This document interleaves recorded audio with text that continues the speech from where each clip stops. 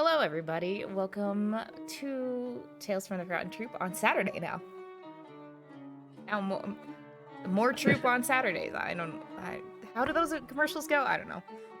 All Troupe all the time. Yes. Yes. There's the cat. It's in the background now. Oh yeah, my cat came back. Yay. Yay. If you are enjoying what we're doing and would like to support the show, we have a Beacons page with all of our affiliate links, so you can buy some stuff from your favorite TTRPG vendors, or you can do some direct donations on Coffee, or buy some of our merch on Redbubble. And hopefully we'll be getting maybe some of that for Whispers in the Mist. Absolutely. Ooh. Yes. We also Who have knows all what of kind our of chaos. Yeah.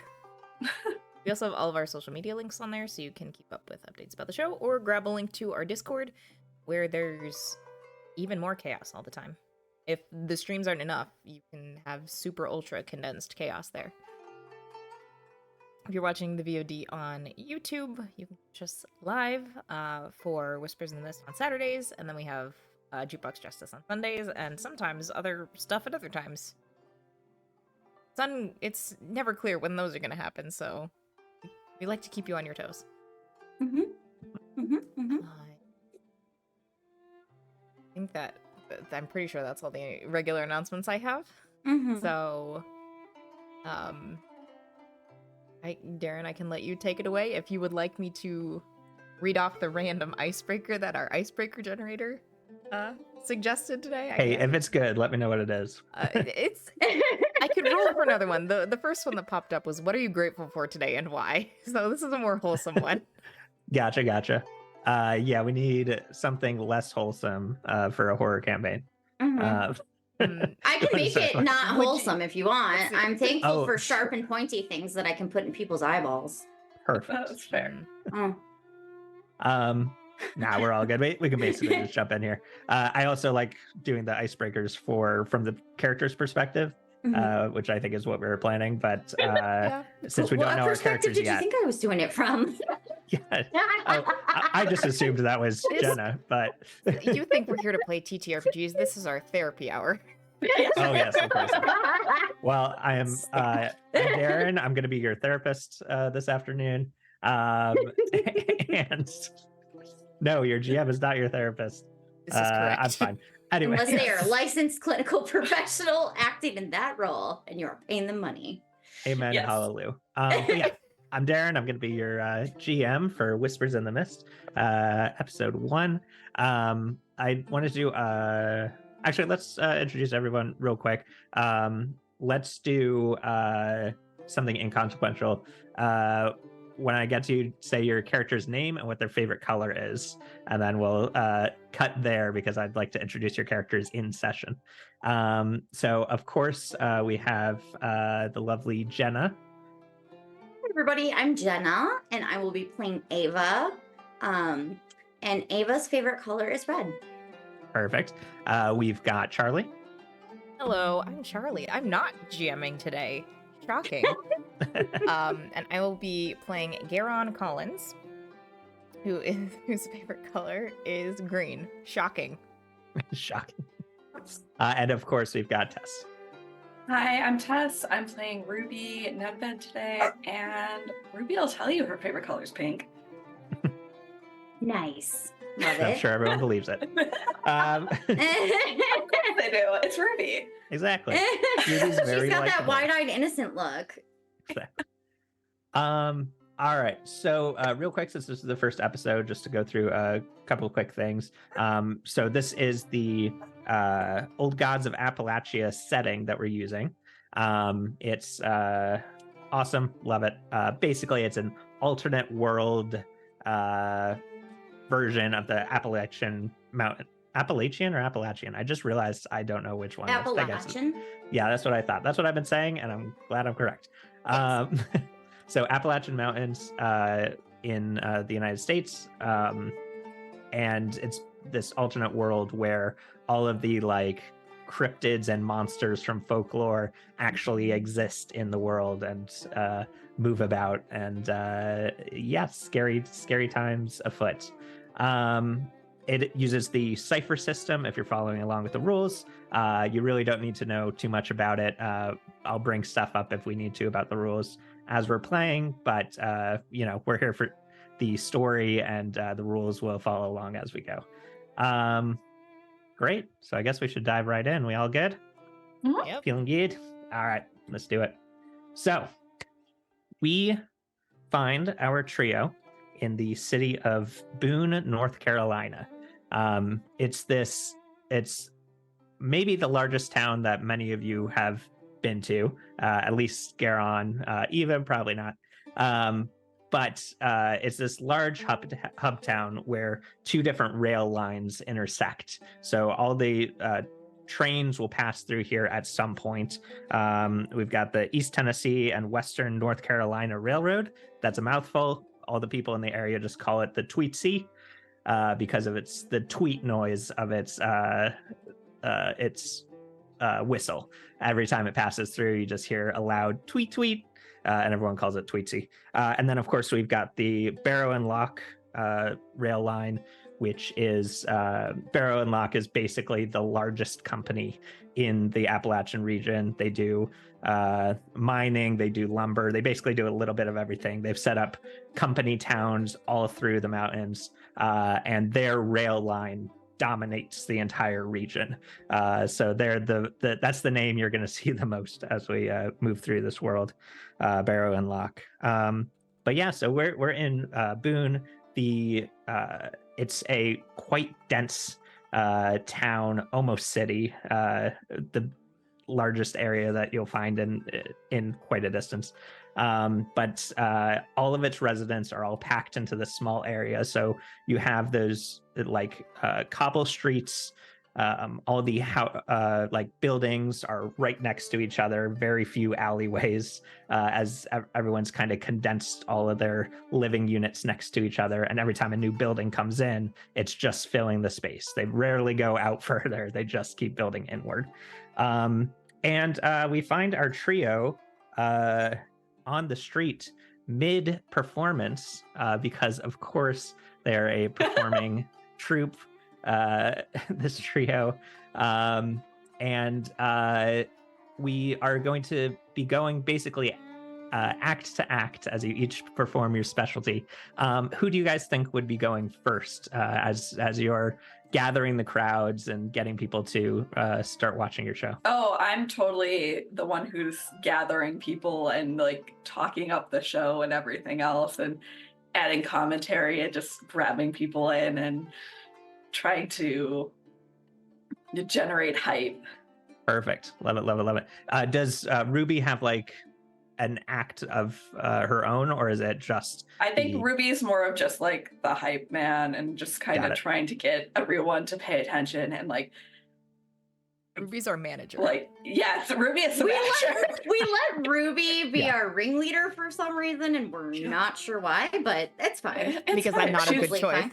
Yeah, she's in this She's not good with people. Yeah.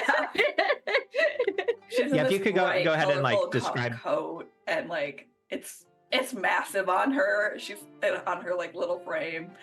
And she's very bright, exuberant, eye-catching, and she knows that if she can get a kid's attention, parents are just gonna completely cave because they're so she knows if she can hype up the kids enough, they'll beg and plead to come see whatever's going on. So she finds the easy marks and gets them interested and then gathers the rest of them through that. Got it. Yeah. You start yelling out to the crowds. You hear two siblings are walking by, these young kids, probably 7 or 8, maybe even younger, and they just start grabbing their mom by the arm, and they're like, mommy, look, we gotta go see. And mom's like, no, we have to go to the store. And of course, as we know, the kids will always win, and they drag the mom over as a crowd starts to come in. So we're gonna get our first roll here. I'm gonna need a difficulty 2 intellect check, Intellect.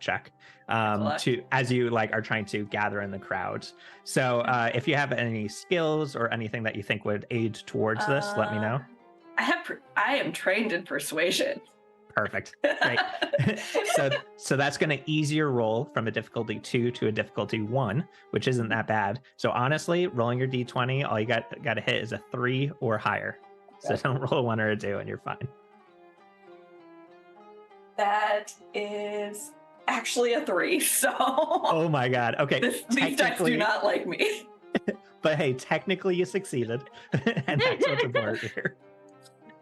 Great. So yeah, you get in like a pretty sizable crowd. I mean, the streets were quite crowded to begin with, so you don't really have to do that much. You just have to convince people to give you your attention, which, you know, in some areas is hard to do. It seems like in Boone, people want to see what's going on. So you get like a pretty sizable crowd as they start coming up.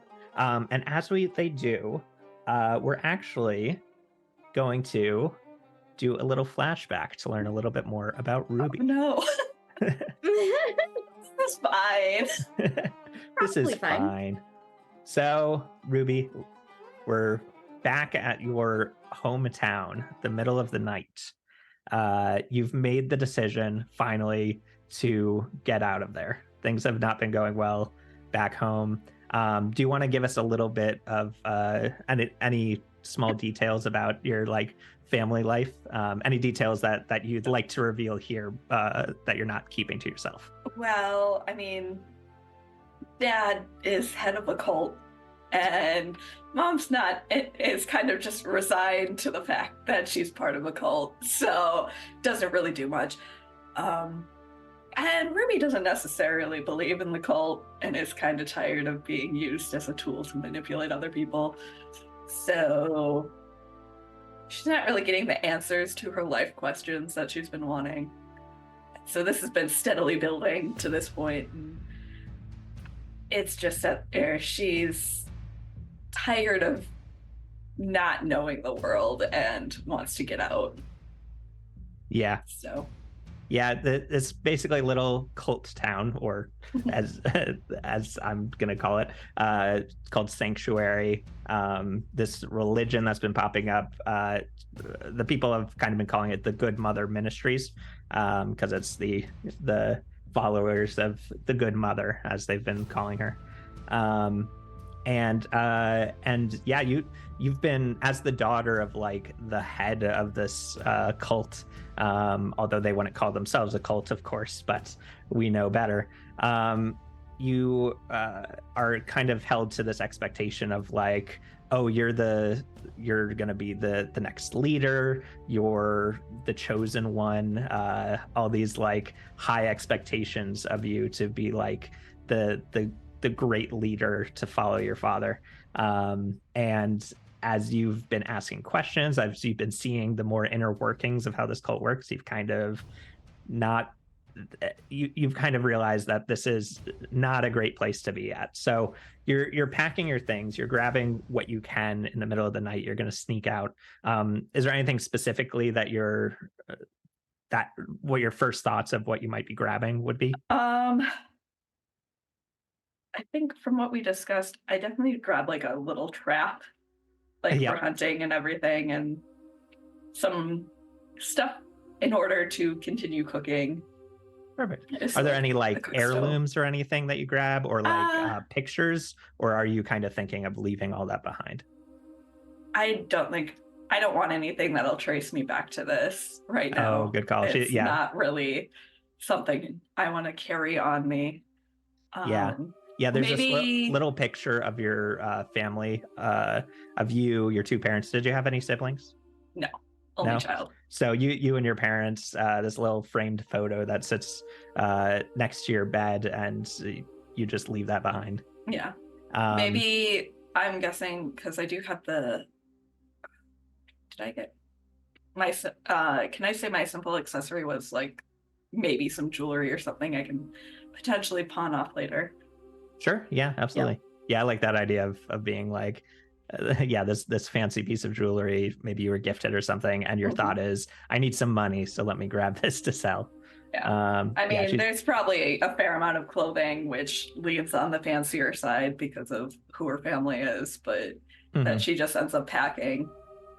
She has made sure to grab a good pair of boots, though, because she knows that if you're running around in the woods, you don't want fancy shoes. You want comfy boots. Yeah, 100%. Cool. So as you're packing, you've got everything in your bag. You're about to head out, and you hear a little noise at the door, your room door, like a creak in the floorboards. And you spin around and you look over there and you see your mother is standing at the door and sees you packing. And she's like, "Are you going somewhere?" Or I think Ruby pauses for a second and I think she responds with, "I can't stay here.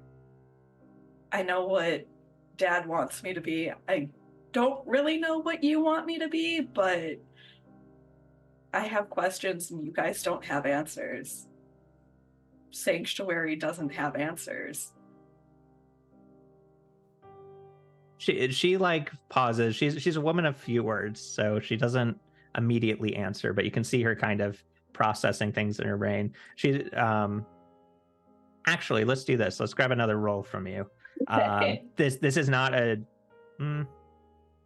yeah, this is going to be another difficulty 2, so you just got to hit a 6 or higher. You're trying to read her thoughts, to insight from her, so it's going to be an intellect task.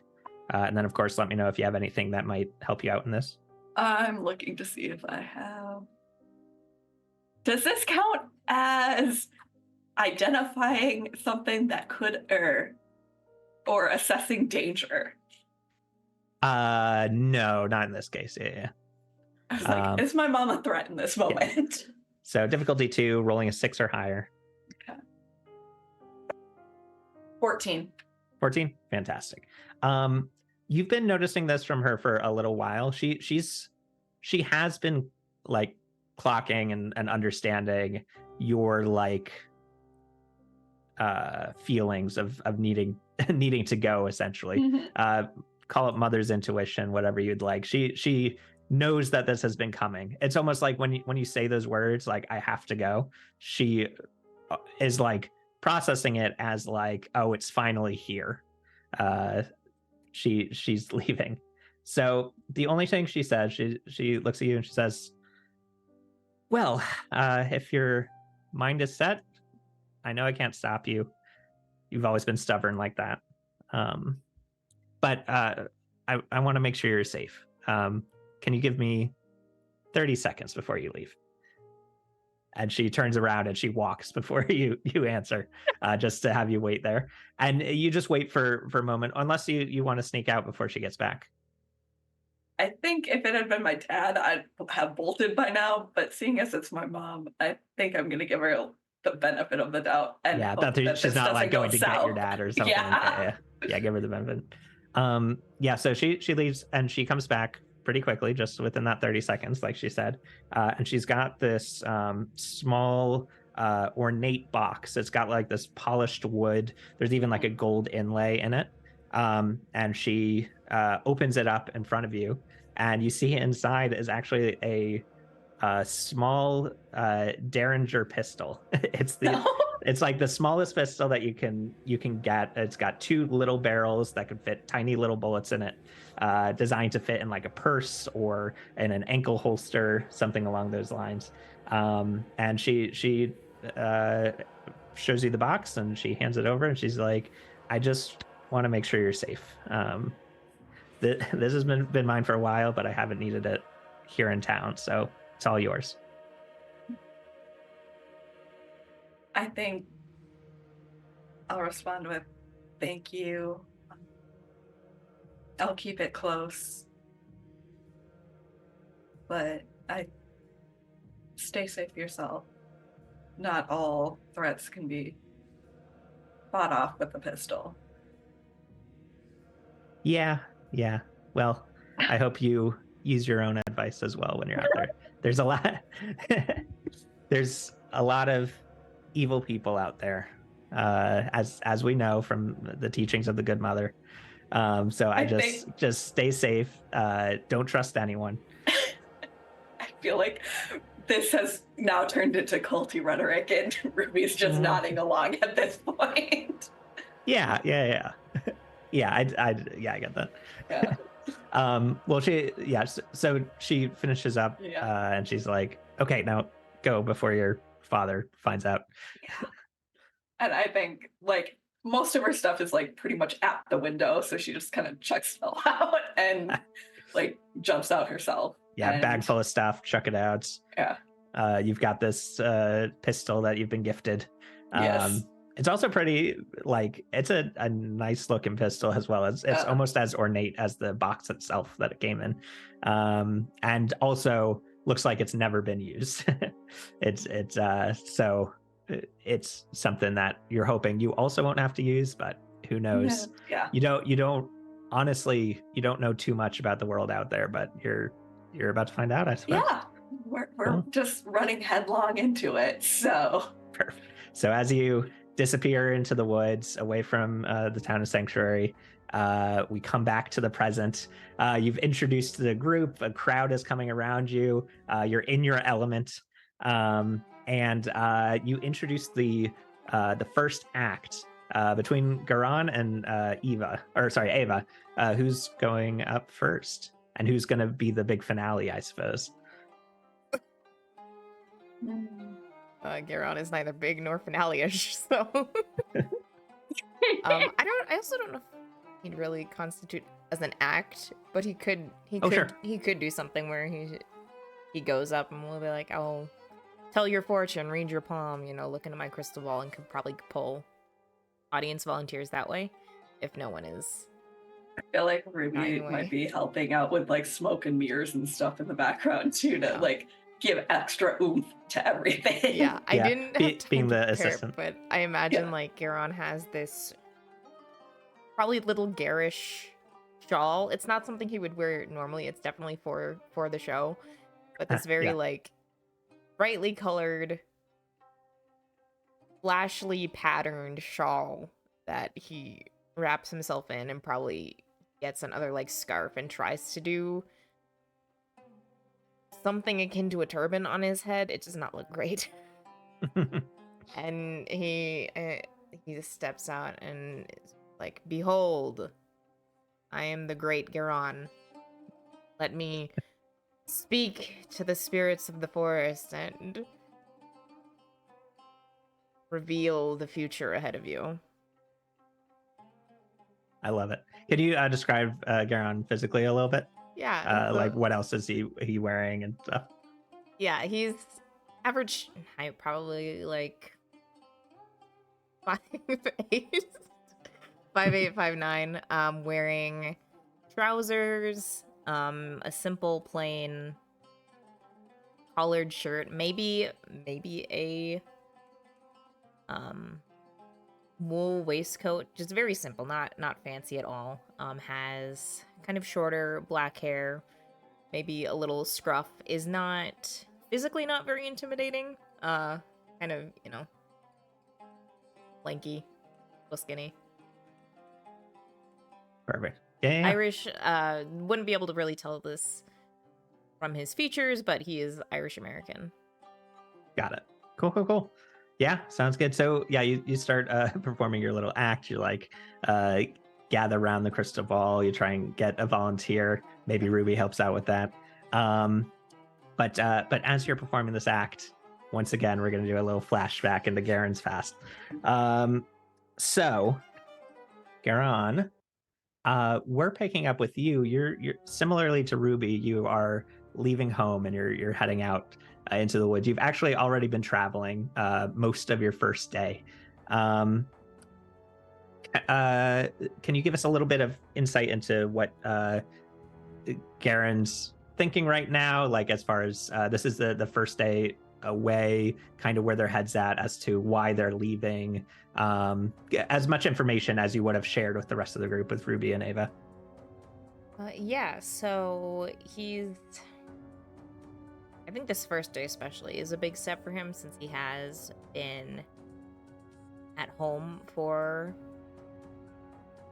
well, like all of his life. He was helping the rest of the group would know he helped his mama like treat and take care of the local populace. So if they were sick and the doctors couldn't help and they needed a cure, they would often come to them and they would give them necessary treatments. But she passed away several years ago, so he's kind of been just keeping up the family business on his own. And in an effort to further his learning and his studies and be more knowledgeable and experienced in the craft, is going out to find other practitioners and try and learn from them. So I think, I mean, some of his mindset is dependent on information he wouldn't have shared with the group. So I don't know if you want me to go into that too much or like. Yeah, no, you're all good there. That totally works. Yeah. So leaving home, you're like, I've got to get more information, or I've just need more experience. I'm not doing too well with this whole healing the sick thing. You know, some like basic, you know, basic magic of the land and remedies. and first aid remedies, but it's like as soon as someone comes up to you with something complicated, you're like, oh, I wasn't trained for this. Yeah, as soon as someone is just like, I've got cancer, you're just like, this is above my pay grade. Exactly. So Karen's figuring it out. So yeah, you're traveling through the woods. It's starting to get dark. It's about that time when you are considering like, okay, I gotta figure out shelter. But as these thoughts are coming through, you're continuing along your walk. You see ahead of you in the path that you're walking, there's you see a wolf up ahead, which immediately sparks like, oh, maybe I should be careful here. But then you look at it a little closer and you realize, oh, it's wolf-like, but you notice some details. I'm just going to read this off. This rotting beast is a misshapen approximation of a wolf with weirdly bent limbs and 3 extra glowing green eyes. Its front legs appear larger than a wolf's, possibly more like a bear's. Its body is covered in scabs and decomposition, as if it was long dead, but you see it standing there. It's currently like chewing ravenously on its front paw as it looks up and notices you in the path in front of it. What's Karen's first thought here? Well, my first question, is this a beast that I've not necessarily encountered but heard about before? Ooh, great question. Let's grab a roll for that. It's an intellect roll, difficulty 4. It's to determine this beast. Do you have anything that might apply to this as far as skills? I have several things with understanding magic. Would this be like magical related at all? Yeah, I'll apply that. Okay. Yeah. So that would drop it to difficulty 3. Okay. Which would be a 9 or higher. And then I'm also trained in identifying plants and creatures. Great. Oh, yeah. Yeah, both of those would work. Yeah, cool. So that drops it down to a 2. Pretty easy. Got to hit a 6 or higher. You could, I'll just remind you, you can always drop this further if you ever want to apply effort, spend some points. Since this is a flashback, I wouldn't have you actually mark them off, but if you wanted to like apply effort once for this flashback, you can feel free. I think it's my first roll. I think I'm feeling spicy. I'll take the 6. See if All right, sounds good. So just got to hit a 6 or higher on your roll. See what you got. I roll a 5. Ugh, right below. Unfortunately, that is a failure. You've never seen or heard of this beast before. This is it. You're considering, oh, is this some sort of like zombie creature? But like, so, as for like, there's undead kind of creatures, but this thing is different than that, with, you know, the glowing green eyes, the fact that a lot of its body parts are like different than a wolf's, and like a way like it was like some other creature has been grafted onto onto a wolf's frame. You're just like, you can't quite pin it down. But would I mean, and this might be more of just like something I put in my notes, would Garon understand the concept of chimeras? I'm wondering if chimeras are an Appalachian thing. That's I think that you've identified that this is a creature that has been kind of grafted together and created. Yeah, that's what I'll give you. This is a creature that was created through some sort of dark process. I understand the mechanics, I just don't have a name for it. Yeah, exactly. Anyway, so as you're thinking through this, it full on dead sprints at you, full speed, and is running straight at you. Its eyes, which were like the soft glowing green, go like bright green as it sprints in at you, like glowing even brighter. What do you want to do? Okay. Well, it looks like it's coming at you to attack you in some way. Yeah. We're kind of like in fight or flight territory here. Yes. I'm not, because I'm not super athletic. I would immediately be like, I probably can't outrun this thing. Mm-hmm. So I would want to use magic. Okay. And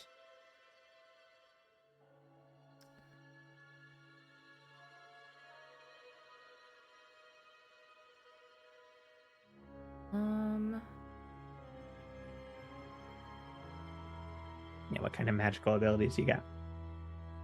I think,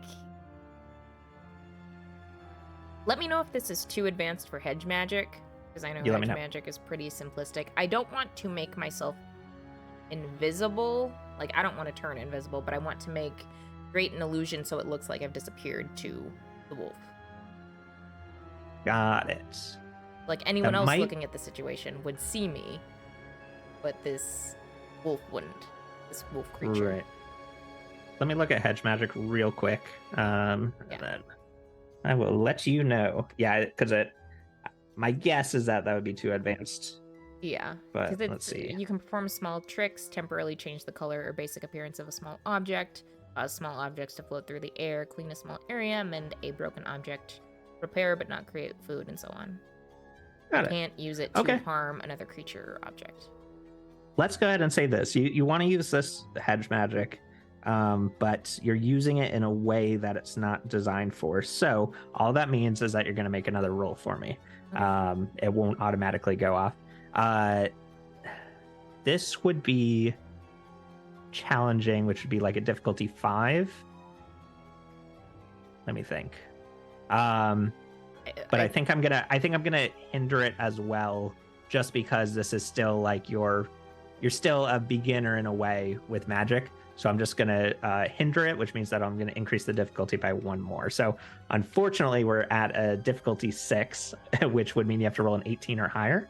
I am skilled or specialized. I'm specialized in using magic. Oh, fantastic. Oh, specialized is 1 more than trained, right? So yes. That would. Fantastic. All right. Well, that drops it back down to a 4. So you just got to roll a 12 or higher on your check. Again, you can apply effort if you need to. I think because you said it won't. I don't have to. Since this is a flashback, we don't have to like. Yeah, I'll let you do it once. I'm not going to worry about this. Yeah, I'll apply some effort. Perfect. Sounds good. So the way that works, for the people at home, all the characters have pools of abilities where they can pull a certain amount from the pool to apply effort, which means that they work really hard on the thing, and then they can reduce the difficulty of a task. So we're moving from a 4 down to a 3 by spending 3 points, and you're now have to roll a 9 or higher, just under 50%. What have you got for us? I'm using a different d20 this time. All right, 9 or higher. Or higher. 14. Nice. All right. Sounds good to me. You go to you're just like going through the Rolodex in your head of magical abilities you can use, and you're like, okay, maybe I can kind of like change the color of myself to kind of camouflage into the background, make it think that I've disappeared, and you successfully pull it off. What would magic look like being performed by Garon?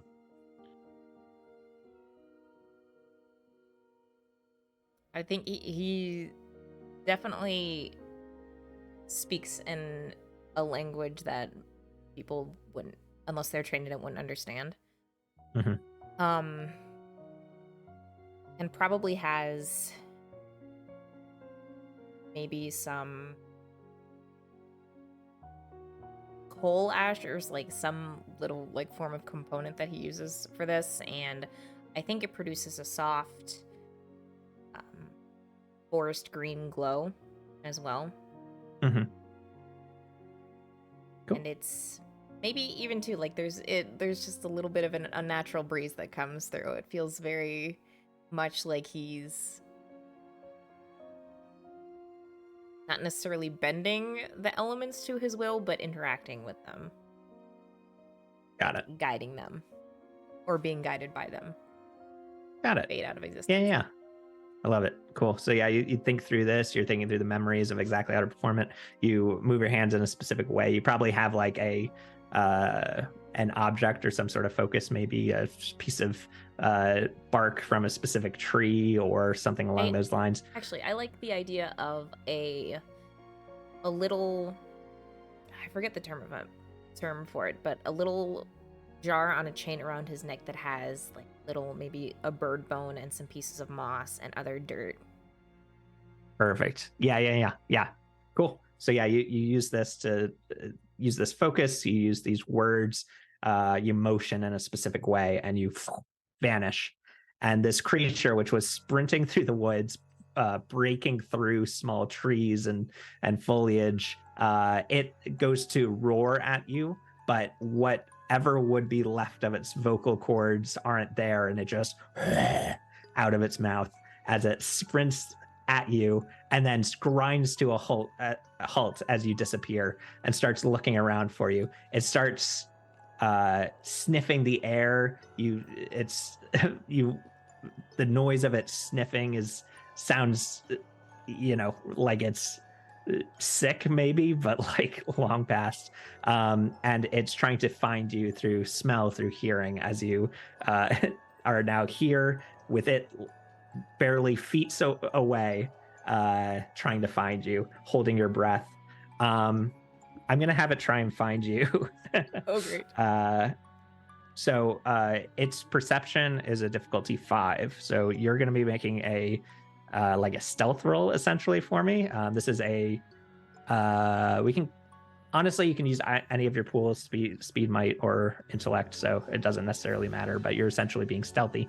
And the difficulty is 5, which is a target of 15 as it tries to find you. However, I'm going to hinder it, so I'm going to ease it for you. So we're actually dropping it down to a 4 because you're invisible, so you're harder to find. So currently you're having to roll a 12 or higher. Okay. Seeing if I have anything that can help with this. Yeah, you're not really trained for like physicality stuff like this, so I'm trained for wilderness navigation. That's it. Got it. Let's go ahead and because you already you can go ahead and you are essentially applying effort here because you really don't want to be found, so we'll drop it one more down to a 3 again, so you're trying to hit a 9 or higher with your roll. Okay. To not be found by this snarling beast. As it's closer, you see that it's mostly just a skull left on its face. You see moss like growing out of its eye socket as if it's crying on one side, and then just wild fungus growing on the other side of it, mushrooms and such.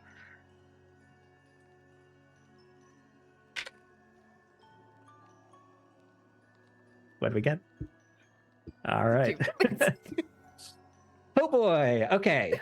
So this creature has been looking for you. It is sniffing around you. It almost walks past you before turning around and coming back, sniffing the ground, and it goes right up to your feet, starts sniffing up along you before it's right face to face with you. And it lets out again this loud roar through long forgotten vocal cords as out of nowhere, through the trees, you hear a second creature sprinting into action. You turn and look, and there's this massive black bear sprinting at this wolf-like creature. It barrels into it, knocks it to the ground, chomps onto its like where its neck is kind of being held together, and rips its head off. The creature on the ground continues to twitch and move before slowly fading. The eyes that you can see on its detached skull on the ground shift down from green down to no light at all as this creature dies. The black bear looks over at you. You're still invisible, but it looks straight at you. I mean, it kind I was of bows. really only invisible to the wolf, so. True. But you're still doing this camouflage. It looks at you. It kind of bows its head. Is Garon doing anything here? Yes. Now that the wolf is taken care of and the bear is showing a sign of respect, he would bow his head back and move forward and just very, slowly, cautiously hold out a hand as he approaches with the intent to, place his hand on the forehead of the bear. Gotcha. Yeah, the bear's kind of bowing in front of you. You reach out your hand. You see it finishes the motion of moving its head into your hand before backing away, turning around, and just as quickly as it arrived, goes sprinting back into the woods, off into the distance. I'll look down at the now dead creature, and I will just...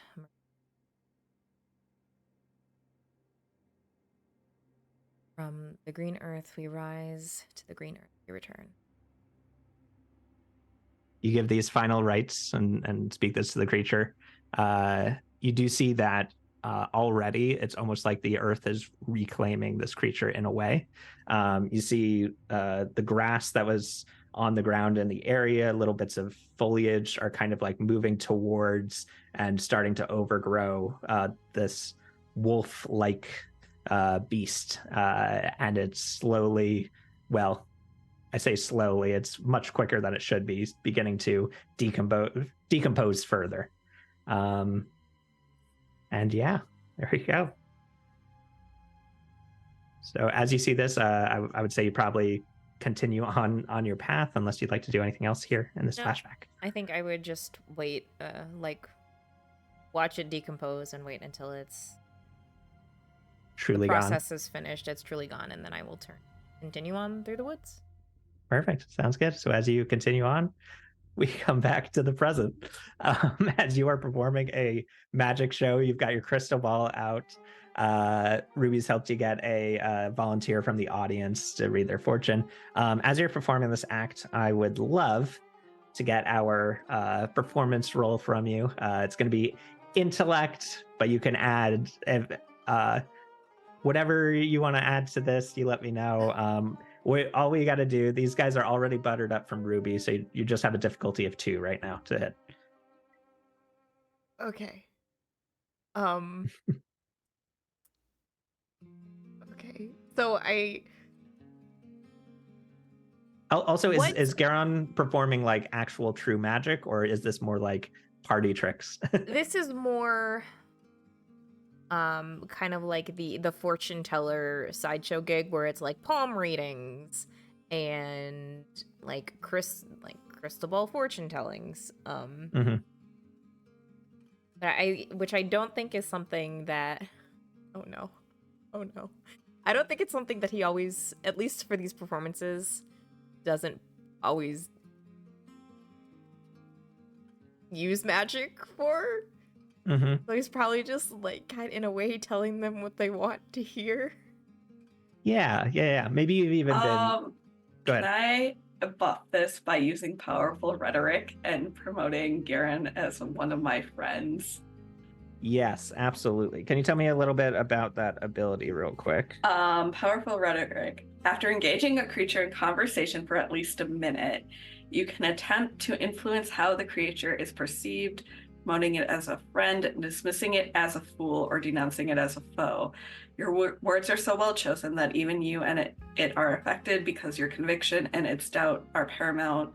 The accuracy of your assessment isn't important as long as you keep up the rhetoric. From then on, or until you change your rhetoric, or the creature offers a convincing defense to those who have heard your label. The friend's social interactions gain an asset. The fool's social interactions are hindered, or the foe's defenses are hindered. It's Perfect. an action, but I would be trying to label Garen as a friend. Perfect. Yeah, essentially, you're through your like intro of Garen, you've been like basically talking him up to the crowds, even like trying to boost Garon's own confidence, and you get everyone to perceive that this is a great magical powerful person that deserves their attention. So they'll grab an asset in social interactions, which definitely applies here. An asset means that the task is going to be eased to a task difficulty of 1. So all you got to do is roll a 3 or higher, and we're good to go. Okay. Unless you got anything else you want to do. Well, I kind of want to cause problems because of my, I don't know if you were already taking this into account, but Yes. my unnerving aura means I have an inability in charm, persuasion, or deception. Perfect. Cool. So that would hinder the task, which would mean that it would increase it by 1 step.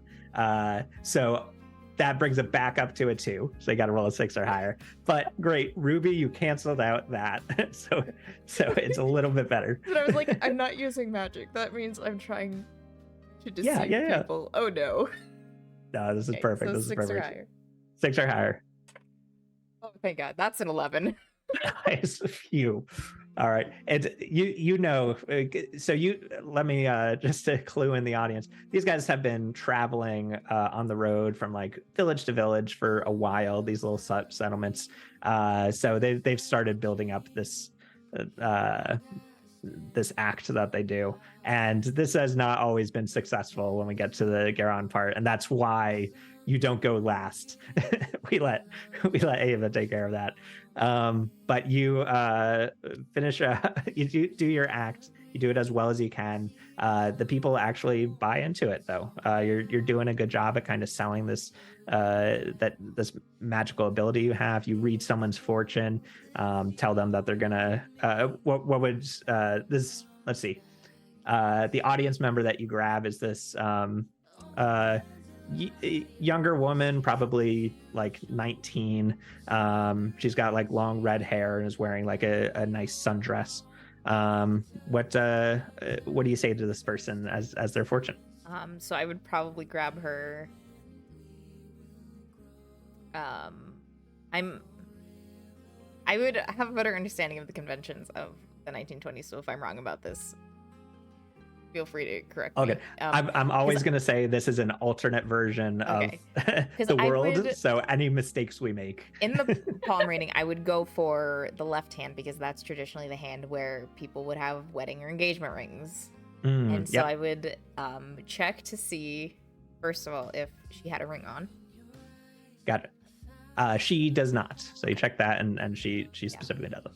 I would probably turn her hand over and smooth my palm over the back of her hand and then turn it back over to look at her palm and run my fingers along the line and see, this here's your love line, and it looks very, she gasps, very soon you're going to be finding Troupe.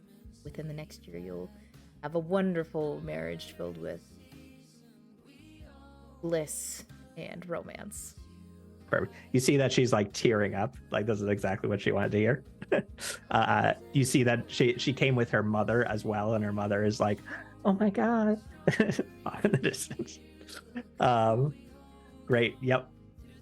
Perfectly say. Her reaction is really the best-selling part of any reading that you do. The audience buys her reaction, so they buy what you're doing, and you succeed. Perfect.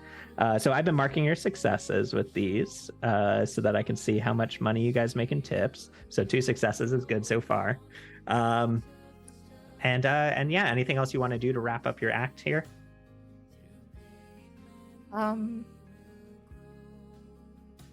Probably not. I imagine it's probably a very lackluster ending where I just pull back and like adjust your robe and... adjust my shawl, and I'm like, thus concludes the great Garon, and I just stand there and then turn and walk off the stage. Ruby is immediately back up on the stage, speaking, like, going into the next Hype Fest, probably fast talking everyone just to try and continue attention. Yeah, like... Yeah, yeah, you definitely got to do a little bit of, like, damage control. Well, she's actually probably using fast talk. Oh, yeah, using her ability fast talk. Which, yeah, lets her... Yeah, keep their attention. Great. Yeah. Yeah, well, no, not bewitch. The fast talk is convince a creature to take one reasonable action in the next round, i.e. stay and watch the next bit. Love it. Yeah, we're not done. Cool. Yeah. All right. So yeah, you're buying everyone in, and then you introduce our next act, Ava coming up. So Ava, as you come up, can you do a quick physical description of yourself, and then maybe a little bit of what your act is? Yeah. So Ava is about the same height as Garon, at about 5'8". She's slender, with a graceful frame, and she has auburn hair and earthy brown eyes. High cheekbones, and she walks in a very graceful manner, doesn't make much noise, but she kind of has a little bit of a scowly face, not super friendly. Mm-hmm. It's pretty, but she's rarely smiling. I imagine Ruby has to remind her to smile a lot. And when people are rude, she bares her teeth a lot. So she can be a little brash in her mannerisms. I know that doesn't always go with graceful, but here we are. That works. Yes. So and yeah, she's wearing, probably for this, like a pair of tight-fitting pants with tall boots that go to her knees. They're nice leather boots, and she's wearing just a like a tank top type of get up. So, like, it's like tight, not like leotardy, but like, you know, she's covered, but they will notice that, like, on one of her arms she has tattoos going pretty much all the way down, on her left arm. And yeah, her hair's just like in a simple like headband that goes across, like almost like a warrior headband. And she's gonna do a little bit of acrobatics on the tightrope, followed by some knife throwing to a like wooden target board. Perfect. So, love it. Yeah. Awesome. So yeah, you do your tightrope walk. You're as graceful as ever, making you roll when it makes sense because you're so practiced in this. You're good to go. And then you transition into your knife throwing act. Do anything with like volunteers for your knife throwing, or just throw it at the target? Yeah, she will if nobody stops her. I guess Ruby would be the only one. Ruby would volunteer herself versus having an audience member get hit. All right. But we'll say that basically Ava kept trying to get audience volunteers in previous shows, but Ruby always had to be like, oh, actually, I'll do it. It's fine. A volunteer like steps up and Ruby's like, no, it's me. This little kid is like, I'll do it. And Ruby's like, nope. Nope. Cool. Yes. Great. So as is tradition, Ava tries to get an audience volunteer. Ruby, you stop her, and you move in. And as you're about to throw your first knife at the target board with Ruby in front, let's do your little flashback here. All right. So Ruby, we're gonna pick up with you. Sorry, not Ruby. Ava, we're gonna pick up with you as you are midair, Mhm. being thrown out of a train Mhm. at full velocity. Mhm. You've got you fly out of this train, and as you're about to crash to the ground, I need we're going to do a speed task. We're doing a difficulty of 4 for this, and let me know if you have anything. This is you trying to land gracefully on the ground without getting too banged up. What about speed defense? That wouldn't apply here. Okay, balance. Yeah, you know what? Like you're sort of like just acrobatic type stuff Yeah. would apply here. Tuck and roll. We'll go ahead and add ease the task by 1. So we're down to a task difficulty of 3, trying to hit a 9. All right, so 9 or higher, and you successfully land. I got a 10. Nice. Perfect. Can you go ahead and describe how you would land out of a she's got like a bag, and she's like kind of let the bag go as she's spinning, and she just kind of like pulls in all her limbs and like tries to take the brunt on like her thigh and like, you know, side, so she's not like hitting her head or, you know, any vital organs. Perfect.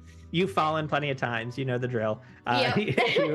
You tuck up. You land on the ground. As soon as you feel the ground hitting you, you go straight into your roll to continue the momentum and land on your feet. Superhero 3-point landing pose. Your bag is on the ground. You hear from the train as it's going by. You hear the man that threw you out of the train yell out, "I'd stay out!" as the train disappears. She flips him the bird as he goes by, and then she just picks up her bag and brushes herself off and starts moving. Perfect. Sounds good. So you just start, basically the train line was here and it's bordering like some woods. Where do you think she'd be heading with this? She doesn't necessarily know exactly where she is, but what do you think would be her first instinct? It's also starting to get you see that the sun is indicating it's about like 3-ish, beginning to get to that point where it's like, maybe I should try and figure out where I'm going to spend the night. Yeah, she is going to look for any signs of civilization nearby. Okay. She's not used to this country stuff. But... Yeah, you look around. It seems like they threw you out in the middle of nowhere. You see trees on either side of the rail. You do see on one side of the rail, the other side of where you are some. The side that you're on you see mountains going out in that direction. The other side, you see a few scattering of mountains that go into plains. That's the North Carolina side of the track, and you know that area well. But in the other direction, a place that you don't know very well, also could benefit that there's, you don't know a lot of people out that way, if any. That's the Tennessee side as it starts going into the thicker mountains of the Appalachian area. She's going to go that way because there's stuff she doesn't want to see the other way. So she's going that way. Perfect. Yeah. Cool. Yeah. Moving away from the, you're heading west, moving away from the eastern coast where, a lot of the big cities are. In North Carolina, you've got Charlotte, you got some stuff closer to the ocean. And you're like, I'm done with that. Let's go. Let's see what's out there. Yep. Great. Cool. So you head into the woods. You start moving. How experienced is Ava with surviving in the woods? Not at all. Perfect. So you're moving. You notice that the sun is starting to set. You guesstimate you've probably got a good like hour or two to kind of figure out like shelter and that sort of thing. You'll be all right. About 15 minutes pass and it goes pitch black. It is now darkness. You poorly estimated that completely. Sounds about right. Yes. So we're gonna do an intellect roll for you. This is like kind of like a survival task. If you have any sort of skills that would go into this, you let me know. But it's a difficulty of 3 we're doing, so you got to hit a 9 or higher. No skills for this. Perfect. Nope. I am going to go ahead because you just said out loud, I'm terrible at surviving. I'm going to go ahead and hinder the roll as well. Pop it up to a difficulty 4. You got to hit a 12 or higher for me. I rolled a 2, so that's a Awesome. That would fail anyway. I was like, it doesn't matter how much you raise it up. I failed pretty hard regardless. So Ava, I'm gonna turn it over to you to tell me how this fails, basically. What is her first instinct when she realizes, oh, it's dark now, I gotta figure out where I'm gonna stay? What's her first bad instinct? She probably goes further into the woods, which was stupid. Yeah, probably thinking she can find something if she just keeps walking. Maybe a house or something. Yeah, like there's got to be cabins in the woods. Don't people have cabins in the woods? That seems like a thing that exists out here. That's a thing, right? There's cabins in the woods. Somebody will be. They're all nice and hospitable down in the south, right? Like that's what I was told. Perfect. So you start marching off into the woods. Yeah. You walk for a good half an hour. What do you do as a light source? Do you have anything on you that you can do? Yeah, actually, I have a flashlight. Fantastic. You've got your flashlight out. You're using that, hoping that the battery doesn't die before you find where you're going. Yep, that's accurate. And just as you have this thought, the light starts flickering. Oh, good. Awesome. Cool. And then goes out. Yeah. And you're now in pitch darkness.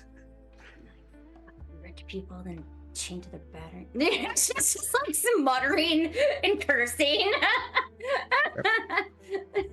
But Ava, a little bit of saving grace, maybe. When the light goes out, it does allow you to see light in the woods better. And you do notice off in the distance, off to your right, not where you were heading. So thank God this flashlight went out so that you could see it. You see the like warm flickering light of a maybe a campfire or some sort of fire in that direction. All right. She's gonna head that direction because fire means people. Yeah, should be good, right? It's fine. Is there gonna be weirdos in the woods? Why were there weirdos in the woods? That doesn't make sense. Awesome. All right, let's start heading in that direction. Walk for a good couple of minutes as it gets brighter and brighter. You realize, oh, good, civilization, here I come. Yeah. How would you like to approach this campfire? You start to realize you do, as you're getting a little bit closer, you do see that it is a campfire. There's like a small tent set up. At least one person is there. Maybe you can see a little bit of movement. Hey, I'm lost. Have you, where am I? Garon, you hear this person off in the woods just start shouting about how they're lost. What's your response? God.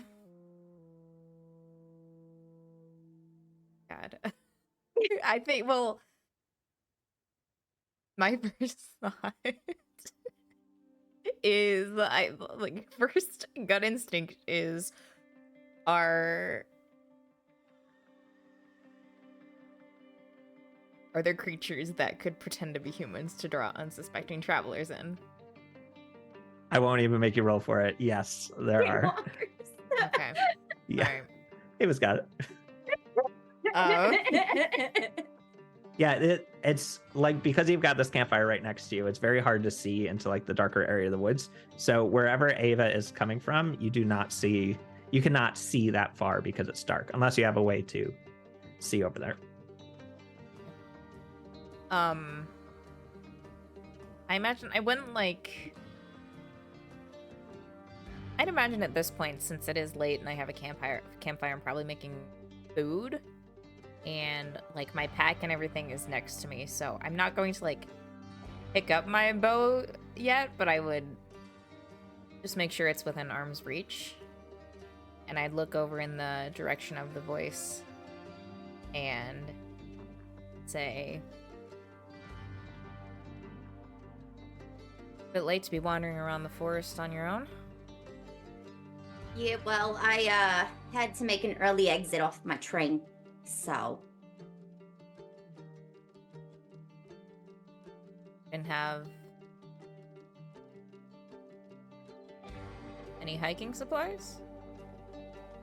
Nope, wasn't expecting to get off the train in the woods.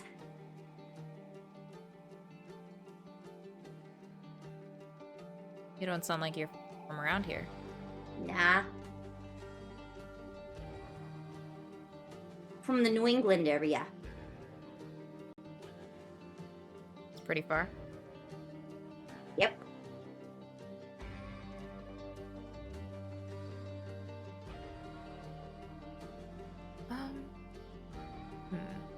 Yeah, what's Garon thinking here? And Ava, have you stopped walking towards the campfire at this point, or? No, she continues to walk. Yeah. Great. Yeah. Garon, you hear something approaching. You hear like the twigs breaking. They're just barreling through the woods. Yeah. Would I be able to standard walking tell? pace. Would I be able to tell if it is the sounds a person would make? Yeah, go to make an intellect roll for me. Let's do trying to discern between the two. I'll say demanding, so a difficulty of 3. So we're trying to roll a 9 or higher. Unless Okay. you got something for me. Would wilderness navigation or identifying plants and creatures help here? Yeah, absolutely. Yep. We can pop that down to a difficulty 2, roll a 6 or higher for me. I'm terrified of which D20 to use.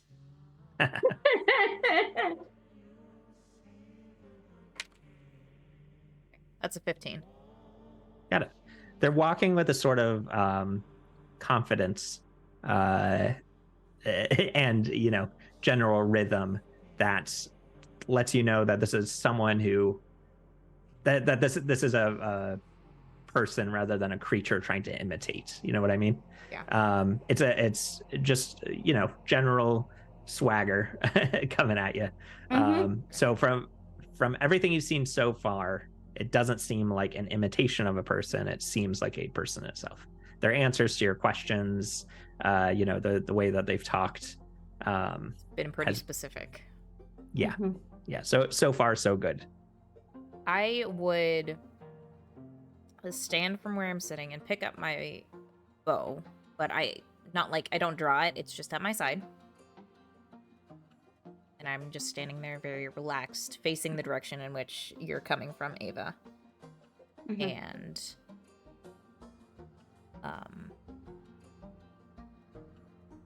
say, what's your name? My name's Ava.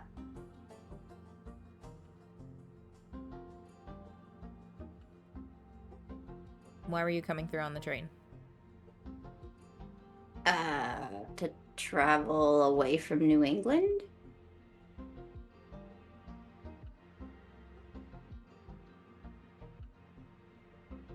Generally, one takes trains when they want to go from one place to another. True, but could have been visiting someone. Trying to get to a Nope. specific city for work. Nah, didn't really have a plan. Just sort of hopped a train. I was a little bit in a hurry, so.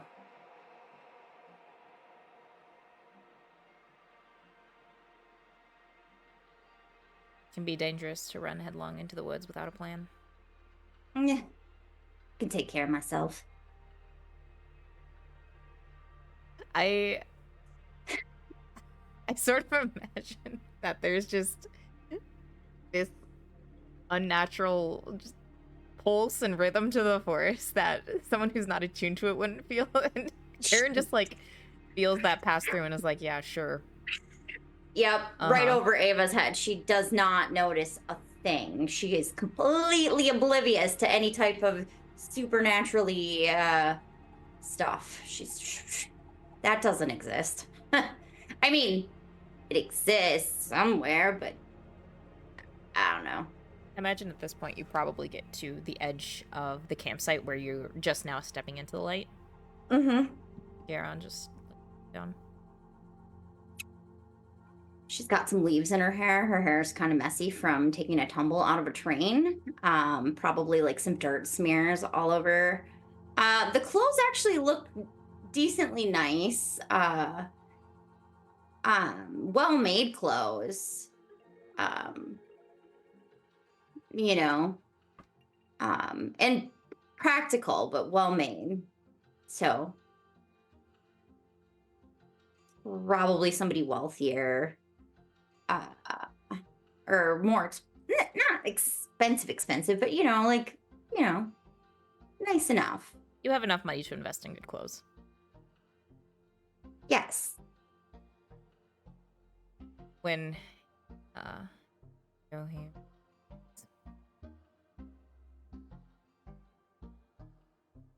All right. Looking for company for the night? Yeah, I don't really have any idea where I am, so I know that Tennessee is this approximate direction.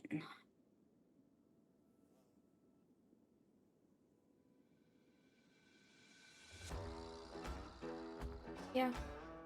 You're not completely off. And gesture to maybe there's like another log or something you could sit on across the fire from me. Same. Have a seat. I was just making dinner. I have enough to share. But you should Thanks. stay by the campfire till the sun comes up. Yeah. Make sure no animals get into our stuff and stuff. Yeah. What was your name? Garon. Nice to meet you, Garon. Perfect. We're gonna Yeah, pull I'll out of this sit back down and then flashback. start cooking. Exactly. Continue cooking. The beginning of a beautiful partnership as you guys begin to chat. Ava, just to catch up the audience, because I realized that we didn't go into too much backstory details. What other details would you have shared with Garon and Ruby over your time together about like your recent past? Not a ton. She would say that she had lived in North Carolina for about a year, and decided that it wasn't for her. Wasn't to her liking. Cool. Sounds good. Yeah, and Garon and Ruby, specifically Ruby, you know that there's more to the story, but whether you pry more or not is up to you as we progress through the story. Ava hasn't shown any horrendous tendencies to like that would concern me, so no. I'm not trying right now. Not yet. None of us have been murdered in our sleep, so it's probably safe. It's fine. If she wanted to murder you, she would have already. So Yeah, probably. All right, cool. So you guys finish up the night there, and as we come back to the present, we've got Ava's act. And as you're about to chuck some knives at your friend Ruby, let's go ahead and get a check for you. This is actually going to be like an attack roll. So we're using your speed task. This type of thing, it's a little bit higher than your standard person could do. So I'm going to set it at a difficulty of 3, which would be a target of 9. However, you're using throwing knives, which because they're small and light, that means that you actually get to ease your attack rolls. So that brings it down to a 2. So it would be a target number of 6. All right. And I rolled an 8. Perfect. You do not hit Ruby. And you succeeded enough that you throw several knives. Each one comes in barely missing Ruby, starting down at the leg, and basically you make an outline of her body essentially with several knives, one going like right next to your eye, Ruby. And you've done it enough times where you're like, that's just how she does it.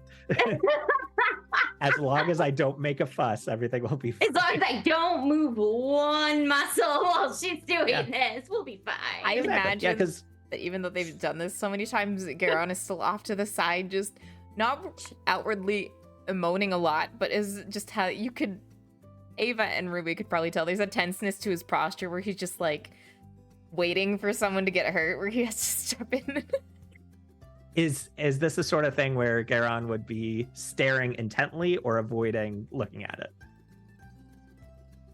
I think he largely avoid looking at it. His gaze would be somewhere else, but I imagine he like occasionally maybe watching the glances reaction over. of the crowd to see, like if they like start freaking out, it's like, okay, now I know I gotta He's go. just over off to the side, arms crossed, and then like staring intently to the side, and then occasionally glancing out of the corner of his eye. I also don't think Ruby has necessarily told them about the armor paneling in her jacket for this too that she's wearing.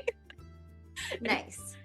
A jacket armor padding isn't gonna save you if a dagger goes in your eye. That's true, but exactly. the other parts of her body, eye maybe. patch, okay? And We've done this honestly, enough. normally when Ava does the head ones, they're a little bit further away. This is the closest she's ever done, so you probably feel a little nervous. There's a little twitch. I'm just like, Garen's eyes like, Because that either means that Ava's getting better or getting worse, and you don't know We're which. not sure which. or neither, and she's just getting more bold. Yeah, or more bold, which is even worse if you're not also increasing your skill. Also, Ruby is totally narrating every single one of these shots, by the way. I love As it. they're coming I love at it. us. I love it. Oh my god. Garon hates this. Worst part of the whole show, he hates it. Everything about it, he's like, this is the worst. Why do we do this? Perfect. All right, Ava, you finish up your act. You also succeeded, so that's 3 successful acts between the 3 of you. Even if Ruby was just the hype man, she did a fantastic job. Ruby, how would you go ahead and close out the show here for your audience watching? I feel like she hops off the board and like immediately walks up to the crowd and like starts asking like, did you enjoy the show? What was your favorite part? She like engages with the crowd, so they like start contributing and uses their hype, like the hype that they generate from their favorite part to build off of and get them excited and thinking that it's getting them in the mood of, we really enjoyed the show, maybe slipping in some fast talk to like encourage them that if they want to see more performances like this, to tip well. And said they were a great audience, we enjoyed them being here, we're here for X amount of days, come back, tell your friends. Who knows what new mysteries the acts will come up with. She hints that we might be working on establishing other things, even if we might not be. Who knows? Ruby has no qualms about lying. It's fine. Totally. Yeah. Love it. Garon is Cool. standing near the exit with just a cauldron in his hands. If people want to tip, So awkward. I love this. just expressionless. People walk by. It was tips. just waving her knives at everybody goodbye. Like she's got like her 3 throwing knives, like just. Ruby has no qualms about flirting with people if she needs to keep them interested. It's fine. It's fine. Awesome. Cool. So you guys collect all your earnings, all your tips that you've collected from this crowd. As the crowd kind of disperses, people go their way and you're packing up. Ruby, I think we established that you're kind of the person keeping track of Yeah. the funds of the I was gang, like, so- shoot, I forgot I'm keeping track of all these funds now. Yeah, if you just want to write it down somewhere there, Yeah. Solo. So Yeah. between all your different receptacles, you got about $6 out of that, which is not too bad. This is actually the most you've made from any of your shows, thanks to the fact that you're in this larger town area with a lot more people, more dense population. So yeah, you got between your coins and bills, you get about $6. Garen only had about 20 cents in his cauldron. Not a lot of people donated to the sad cauldron bearing boy. Oh, his people skills really need work. Yeah. Maybe Ava's next time I'll brash, try but a she hat. can kick it. See, when you were talking about how you don't smile often, I was thinking like if someone tells you to smile, you can actually fake a really good one. But if someone's like, Oh, "Get yeah. on, smile," it's just like a grim. yeah, no. Ava has a beautiful smile when she does smile, but she doesn't smile often. Yeah. But yeah. when Ruby will elbow her to smile, she's got like this gorgeous smile. Like at one point in her life, she was really good at smiling and faking things. Like Mhm. Yeah. Yeah. Cool. I love faking it. joy. All right, cool. So you guys wrap up here. You're getting your things together. And I think before we move on, we'll jump out for a quick little break. Everyone gets hydrated. How long do we usually do? Like 10 minutes? Yeah, 10 minutes. 10 minutes? Perfect. Cool. So we'll do 10 minutes. We'll come back. We'll continue with our friends exploring the town of Boone. Lovely. Fantastic.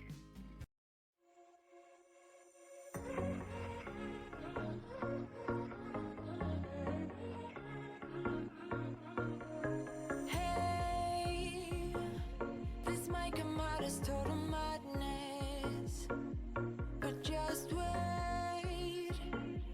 I really need to tell you something. 'Cause I feel alone in a room, surrounded by people. I wanna know if you're feeling it too. Out on the roof, here with you, it all seems so distant. With you, under streetlights, right next to the skyline. With you, yeah. I've been a cynic for so many of my days. Now you just might make a believer out of me. 'Cause you look so pretty in the sunrise, and somehow now everything is alright.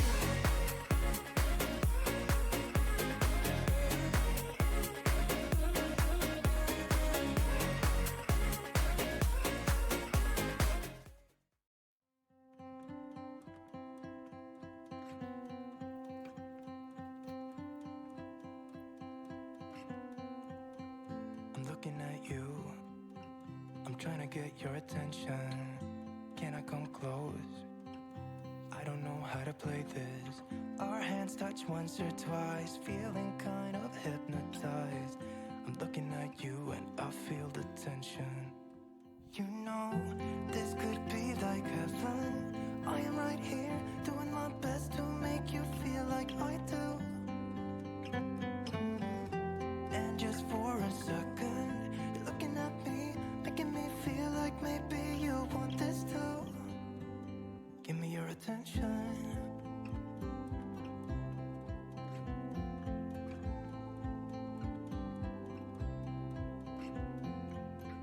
I'm trying to breathe, but the air feels just like water. You're making me weak now. What doesn't kill you makes you. Our hands touch once or twice, we should let them intertwine. I'm looking at you and I feel the tension. You know, this could be like heaven. I am right here, doing my best to make you feel like I do. And just for a second, Show me life, show me love, make a change, time is up. We can wait for better days, but the days won't come. Show me life. Show me love. Show me light. Show me love. Make a change. Time is up. We can wait for better days, but the days won't come. Show me light. Show me love. This is all we got. Show me light. Show me love. This is all we got. Show me love. Show me love. This is all we got. Show me love. This is all we got.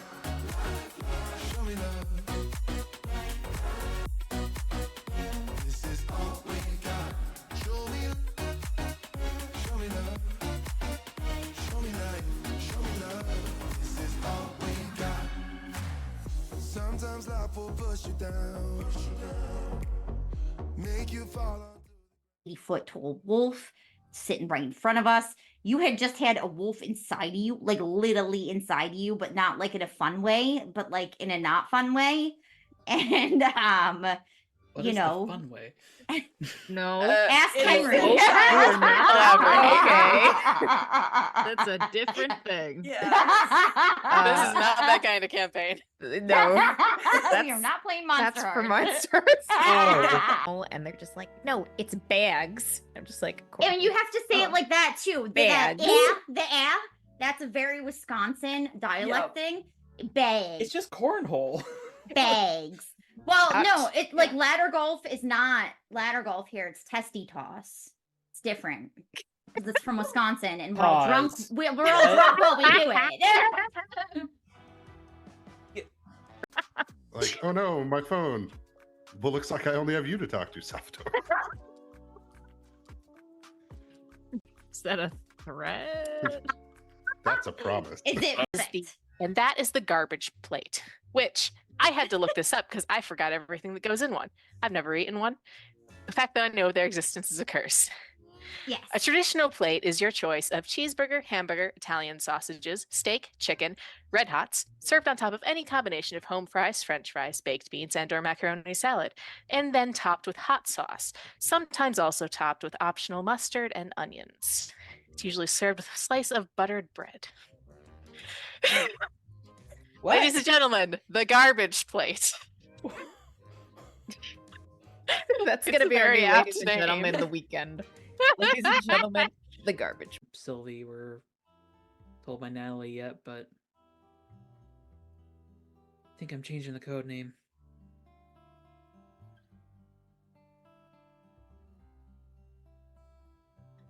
I'm gonna be Magic Werewolf Man.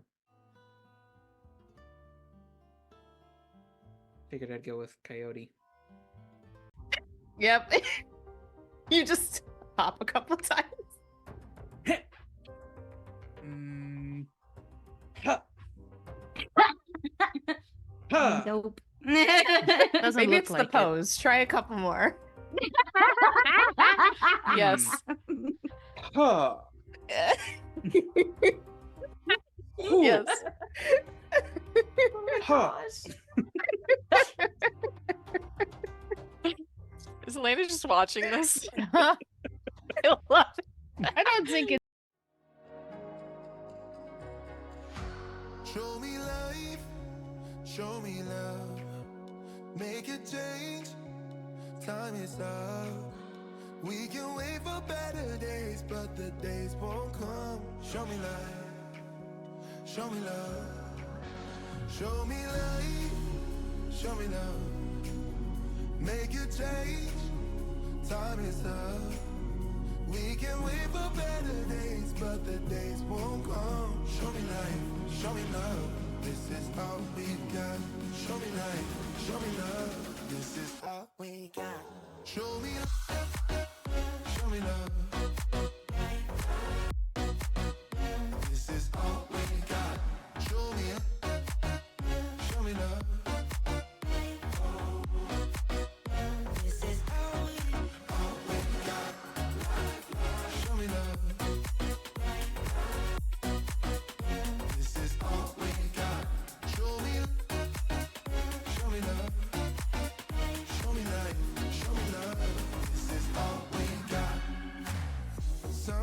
life will push you down, make you fall onto the ground.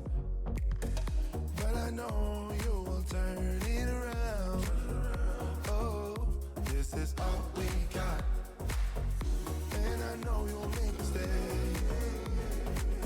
Get interference and lose your way. Find the light when it rains. Oh, this is all we got. Show me life, show me love, make a change. Time is up.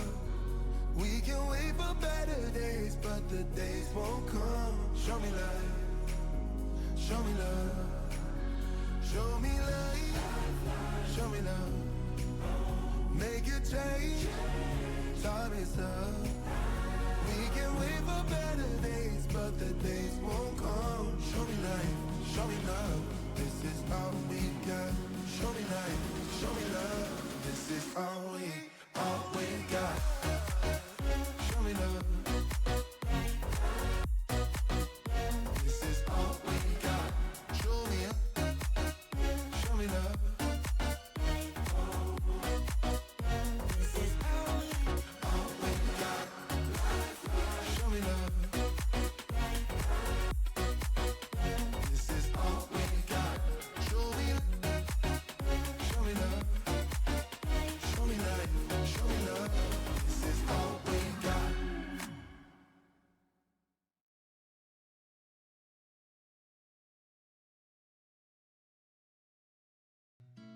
Okay. Currently missing Jenna, but it's fine. It's fine. She'll catch up. She'll be back soon. I believe it. Cool. Well, should we wait a second just We in can. case, as far as continuing I was on like, in the what's story? Saturday afternoon's going? Oh, there we go. Yes, There we are. she's here. Oh my god, I'm letting the hair down. Very dramatic fashion. good. Hello, welcome back. All right. So, guys, completed your act in Boone. You guys are very happy that you got some cash out of that because you had run out right as you arrived. So this was kind of your way of getting some money to be able to sleep somewhere for the night, to get a meal, etc. So I'm turning it over to you guys in a way of deciding what you want to do next. You have your $6 in pocket, and it's kind of what are your priorities in this new city. You literally basically just arrived, found a good spot with a lot of people walking by, set up all your stuff. By the way, we have a bunch of props, it sounds like, that you're now packing back into your wagon with your single horse up front. The stage was just a bunch of wooden planks that you had, so you disassembled those, put them back in there. You grab Ava's giant target for throwing knives, put that in the back as well. And as we're all packed up, what are you guys thinking?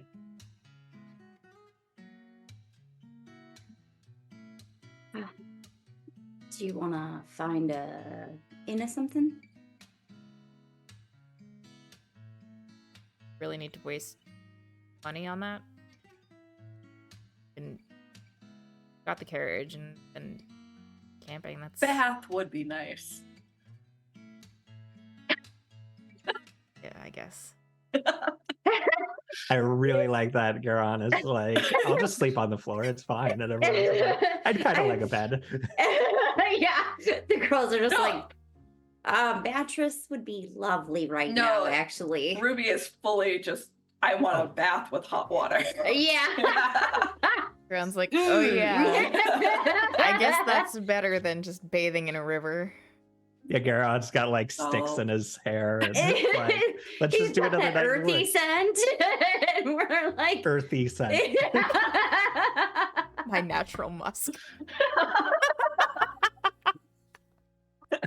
I don't need a bath. You need a bath, Garon. yes. Wow.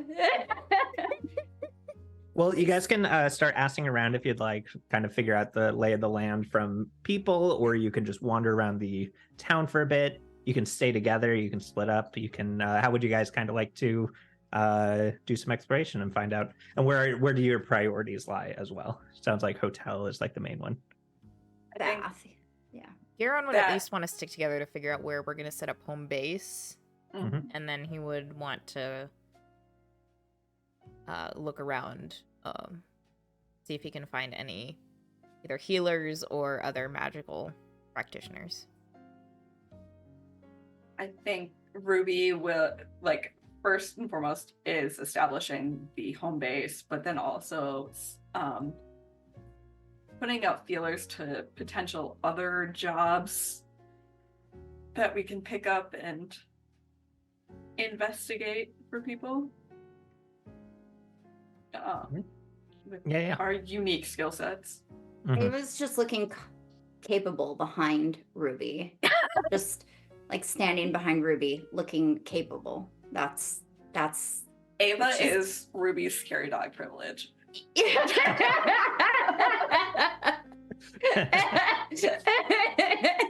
Good. Love it. Cool. All right. Well, yeah, you guys head on out. You've got your wagon and horse. The first thing that you'll notice in this town is that this is the first town you've seen in a long time for Ava. Maybe others, this is your first time seeing them, but there are actual like automobiles driving by on occasion, which is very fancy and fun to see. You even see some cars are lining up at the town's. Let me find. There's like this building where out front they've got like fuel depots. It's Boone's Auto Repair is what the sign says. Boone Auto Repair. And you see like a car that's getting like disassembled and fixed and stuff, as well as like someone else pulling into one of the pumps and filling it up with gas. Yeah, so that, you know, this is turn of the century, so you know, cars are rare in certain areas, especially in Appalachia where there's not a lot of like paved roads, so cars don't do too great on like the pass through the mountains. But when you're in like a large town like this, you can kind of get away with having a car to drive around, and there's some roads that lead out to like the outer manors and houses and stuff like that. But yeah, so that's something as you're walking along, Ruby like asks around for like, where can we stay? And it seems like there's the one place in Boone that everyone goes to when they're just passing through town, which is the Boone Hotel. Not very or not a very descriptive name, just straightforward Boone Hotel. Because it's the only one. It's the Boone Hotel.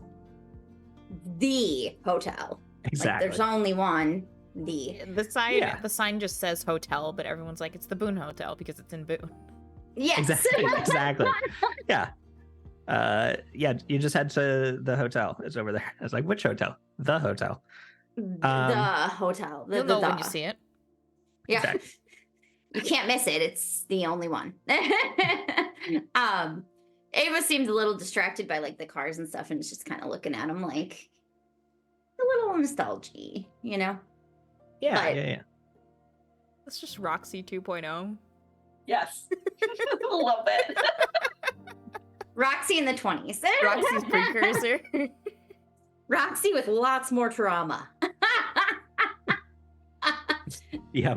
More trauma, less therapy. That's it. Yep. Psychotherapy wasn't really widely available in the 20s. Cool. All right. So yeah, you guys head on out to Boone Hotel. It basically like strategically placed right next to the train station. So people traveling by passenger train into the city will get off and be like, yes, the sign for the hotel, and then head right on over. That does put it like right next to the train tracks as well. And as you're approaching, there's a train passing by. It's making that tweet noise that lets you know that it's the Tweetsy train. And it's passing right by loudly past this hotel. And yeah, you guys approach, head on in, and you are and entering in, it's definitely, I was about to say old style, but that's from a modern perspective, not from people back then. So it's kind of building made of wood. A couple of stories in the back. There's one of those elevators that has like that manual like metal grate that they pull to the side to close it. And there's a person that's standing at the elevator in a uniform that's there to work the elevator for guests. But first thing that catches your eye is the front desk as you enter. Standing behind the desk is this upright older woman. She's wearing her thin graying hair in a practical knot in the back, very utilitarian hairstyle. And she's wearing a white apron that looks like the sort of thing that you would wear if you were working in the kitchen. And it actually has like a couple food stains around where she's like wiped her hands off and stuff like that. But she's at the front desk working at the moment. And she sees you guys enter first and she says, new faces. Never seen you guys here before. Come on in, come on in. Oh gosh. I think Ruby will thank her and walk in and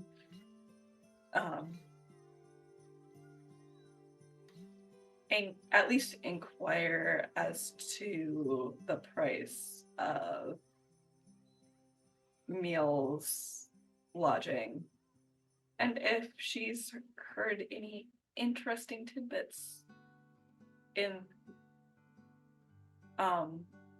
going about town, because we've been on the road for quite a while, and we appreciate any news that any current events or news that anyone happens to share. You see her eyes light up at the mention of gossip. But she goes, first things first, yes. A stay here, it's $1 for a room per night. Our rooms are two smaller beds. So I'd assume you guys do you want each your own room? Do you want to board together, have someone in a separate room? She looks at you guys and she's like, I mean, having your own room is great if you'd like to do that. It would just be $1 a piece for the night.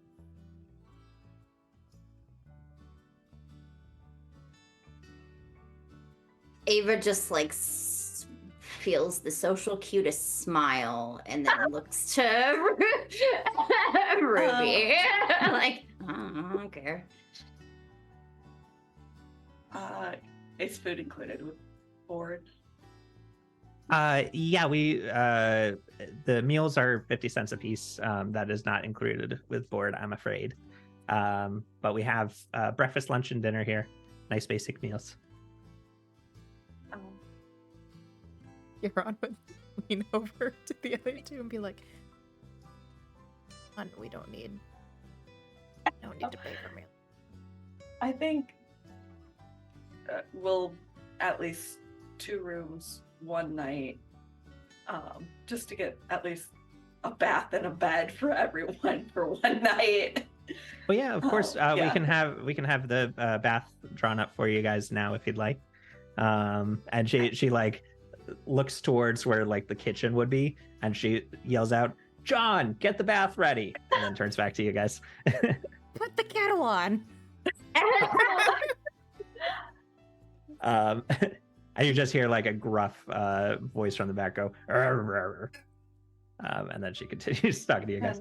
Like that guy. After our baths, I would love to catch up on the gossip around town. Of course. I've been out of the loop for far too long. Have I been in this town enough to sound like a local? Because dialect gets me if I've been in here long enough. How long do you need to be let me check. in town? Yes, like you can get along with the locals if you've been there studying them for long enough. Yeah, and it's fairly short if I remember right. Sorry, I have to scroll up. I was on. Oh, yeah, no worries. I can look for it too.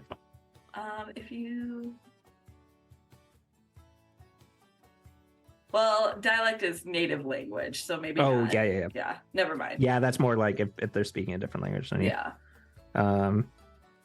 Yeah, nothing there, unfortunately. No. But she's very, she's up there with you guys as far as like, she's welcoming strangers in to be like, be a part of our town, spend your money here at the hotel, enjoy the rest of the town as well, check out the local businesses. So she's full on ready to like chat with you and keep you interested in the goings on. So immediately she was like, well, there's actually some interesting things going into town lately. And she says, first of all, there's a big trial happening right now. It's been going on for like a week.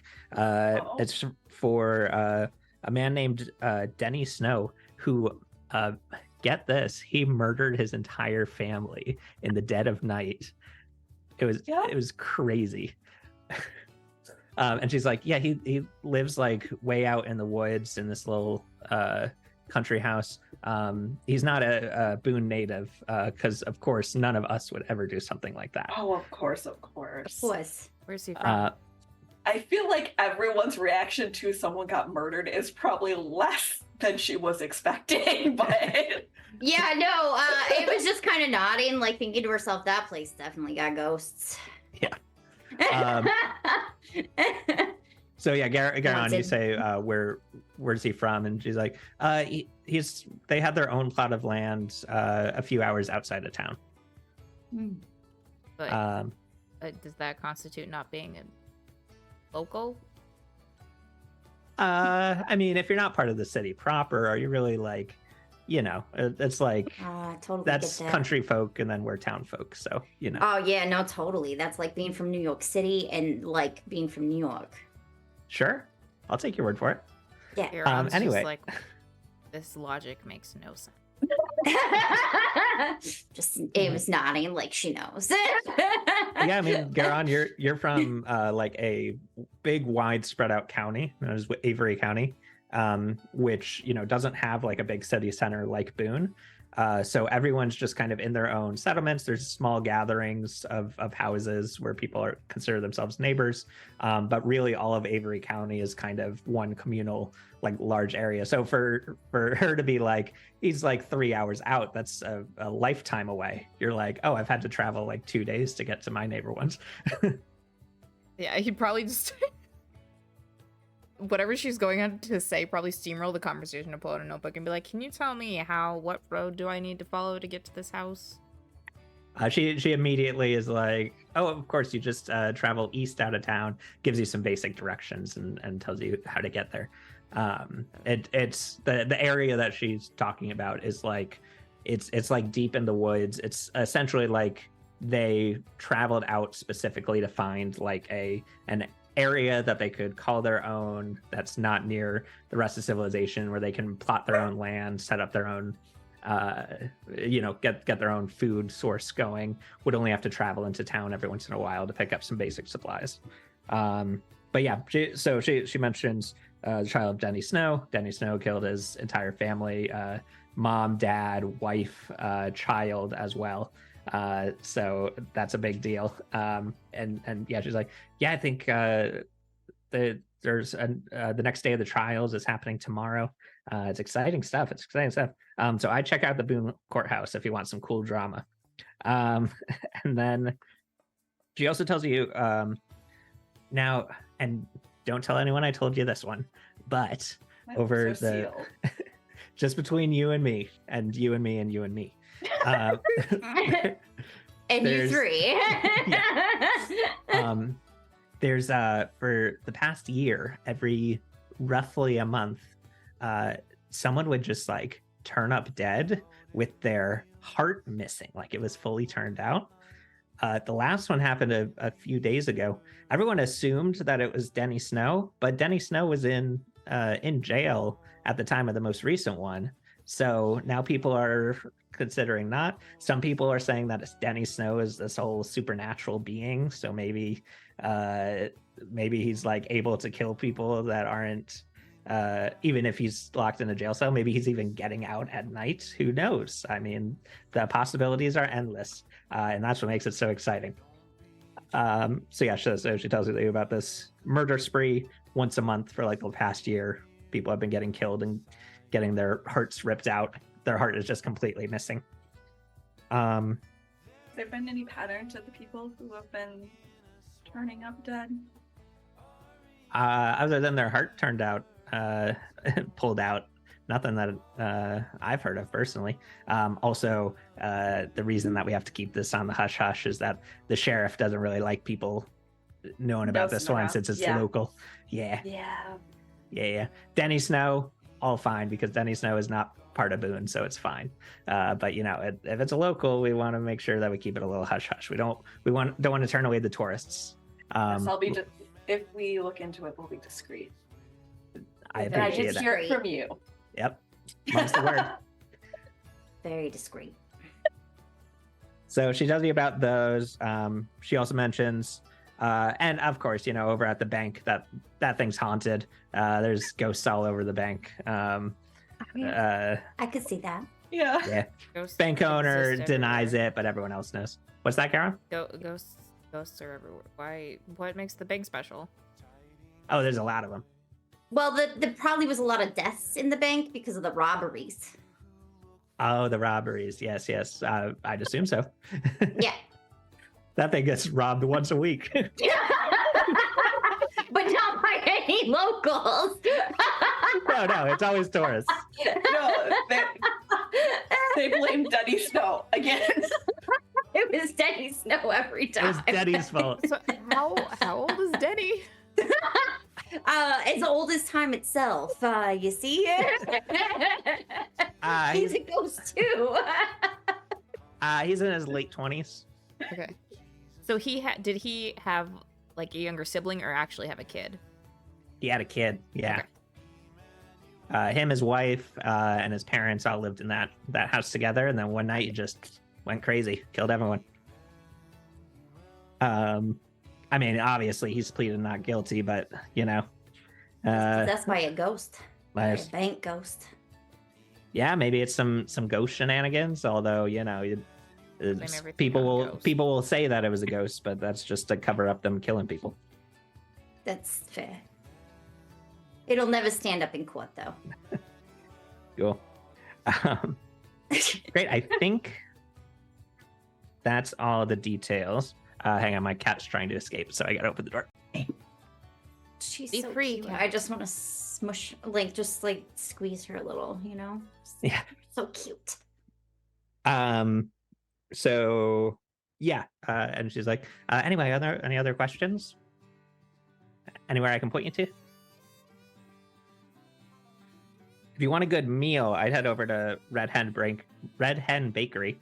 They got best eggs you'll find in the town. Oh, I like eggs. Honestly, best eggs in North Carolina, if you ask me. Have you eaten a lot of eggs in North Carolina? Well, then you would know. They're the best eggs in North Carolina. All right. Fair enough. So she says, she takes out her ledger, this book, and she's opens up to the next page where she's going to fill in stuff. She just writes down the date, writes down $2, 2 rooms, and then turns it towards you, Ruby, so that you can write down everyone's names. Okay. Do you write down your names or your fake names? Oh, Ruby uses a fake name. Ruby uses a fake name. Mhm. They're having. I think she has each of you sign individually, put your own names in the ledger, so you can decide how you'd. I just like to ask: is it a Ruby- fake name you put in or a real Ruby name? probably uses Ruby, but does not put NetVeg. She uses Gotcha. some generic name, the last name. I mean, that's the best way to do it, so that you don't trip up as Smith. much. Yeah. Yeah, Ruby Smith. Johnson. You know? Anderson, something. Anderson, yeah. Just one of the... Ruby Thompson. Thompson. Mhm. Yeah. There you go. And then slides it over to Garon to write his name in there. I would put down my name. I wouldn't have any sort of, unless someone's like, use a fake name, I wouldn't have any, need or indication to do so. So I just write Garon Collins. Perfect. And then slides it over to Ava. Ava puts Ava Johnson. Just Perfect. she's fine. Ruby seems to understand what we're doing. Exactly. Perfect. You guys get your names in there. She's got you set up for 2 rooms. Each one has 2 beds in it. And she says, "Well, we're getting ready for lunch here pretty soon. So if you guys want to come back down after you get settled in, we got some nice sandwiches. We got some chickens donated in recently, so you can have some chicken sandwiches. And yeah, we're gonna have a great time. Come on down. Oh, and you can meet. We've got a reporter that's in town for the big trial. You can meet him as well at lunch if you like. I like to make sure that all our guests get to know each other so that we can be like a nice little happy family, you know." Ruby is like, I don't want to meet a reporter, but Garon. Same. It's like. Garon is just that math meme where he's like, you don't. People who are 3 hours out of town aren't locals, but you want all of the visitors to be a happy family. So we cut down on the murder. What's that? To reduce, it's so that you can cut down on the murder. Yeah, if everyone's part of the family belong, then they don't murder everybody, and then you have less ghosts. See, it's a ghost prevention program. Exactly. If you're a Boone local, you can't commit a crime. That's just how it works. Exactly. You physically cannot. Yes, like We've never, over our entire age of existence, no local of Boone County has ever committed a crime. Garon's just like, this logic is flawed. it does not compute. He's not saying that, but He's not like, saying it. He's not saying it, and I you can think see his eyeballs going back and forth. he's again very like straight faced. So I'm sure this hotel manager can't tell, but Ava and Ruby would definitely be able to know that his gears are turning. He's like, this doesn't make any sense. Ruby just like has Garon on his shoulder and then whispers, "I'll explain later," and then walks up to the bath. Perfect. Sounds good. Called Delulu. It's what the kids are calling it lately. All right. I think before he leaves, Garon loops back to something she said first, like at the very beginning of this conversation. And Ava just like, no. How do you? I think Ava's pulling him away while he's like, "How do you remember everyone's faces?" She How said, do I remember everyone's faces? Oh, right. I never forget. She was like, I've never seen you before. And he's like, you run a She's like, hotel." I never forget a face. I never forget a face. I remember everyone that's walked through here. Cool. All right. Let's go, Garon. I'm hungry, and you know how I get when I'm hungry.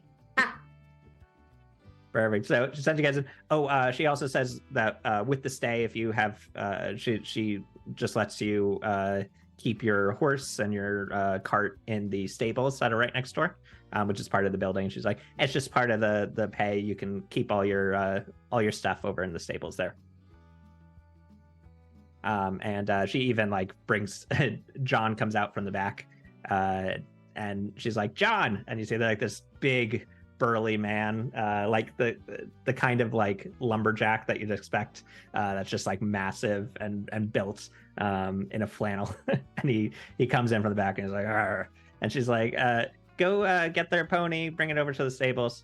And he just walks out and starts to do that. He just communicates in grunts.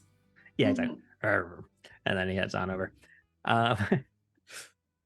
Cool. And yeah, you guys can head right in. Sounds like Ruby's going directly to the bath. Yeah, Ruby. Which is Paige send you guys in as well. You guys are up on the 2nd floor. Take the elevator up, and down the hall is the bath, and then you guys have rooms on this floor as well. Yeah, how are you guys setting up sleeping arrangements? I assume that me and Ruby are sharing, and Garon gets his own room. Perfect. Boys' room. Woo. It's really funny because Garon would have stepped in with like one room mostly comfortable. I was That's what everyone's thinking, but she's like, Ruby knows what she's talking about. Yeah, but Trusts I think that would make Ruby us, implicitly. That would regardless. also make us look very suspicious on top of everything else. At least this way, we're less suspicious. I mean, it's Appalachia. I feel like we could all be married if we wanted to go with that route. You know. Yeah. Probably hey, if you want also to. true. Ruby does not want to be remembered in towns, though, currently. Yeah, no, that's fine. Yeah, that's a good. Although the first person you've specifically talked to at this point has said, "I've never forgotten a face." Yeah, that definitely was not it. And she seems to be very talk. Actually, just to rewind a little bit on your way out, Ruby, I need you to make. Actually, anyone can make this check if you'd like to. It's essentially a perception check, making an intellect check, just to check out a detail of what. Oh, what's your name? Peggy. Is that what I said? I don't think you Peggy gave us a something. name. I don't think you gave us a name. Hi, It's my Peggy. name's Paige Booth. All right, that's her name. Anyway, she told you that during the conversation. No relation to. So difficulty 2, have to hit a 6. If everyone could just roll it straight for me real quick. Just a little perception check. Intellect.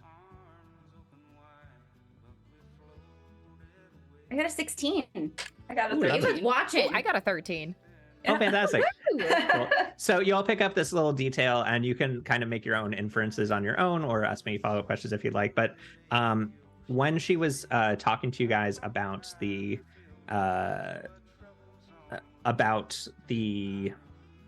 like the goings on of town and that sort of stuff, she was making references. She was looking down at her ledger, and actually there were some pages in the back that were written in a language or even an alphabet that you don't understand, kind of cluing you in that maybe this is like some sort of shorthand code that she uses in her ledger. So she's like keeping detailed notes of the town in the back of her ledger in code. And that's you notice that she kept looking down at these notes when she was telling you guys about Denny Snow, about the murders. She was like flipping through pages of laborious notes about the goings on in town. Oh no. He was less worried about her remembering everything. But yeah, Paige Booth. There you go. Boone Hotel. Cool. So yeah, Ruby, you head up to your bath. Nice warm bath, exactly what you've been wanting for a long time. They've got soaps and stuff out for you. Paige seems to keep it quite well stocked for newcomers. And then what would you guys like to get up to here in with setting up your rooms?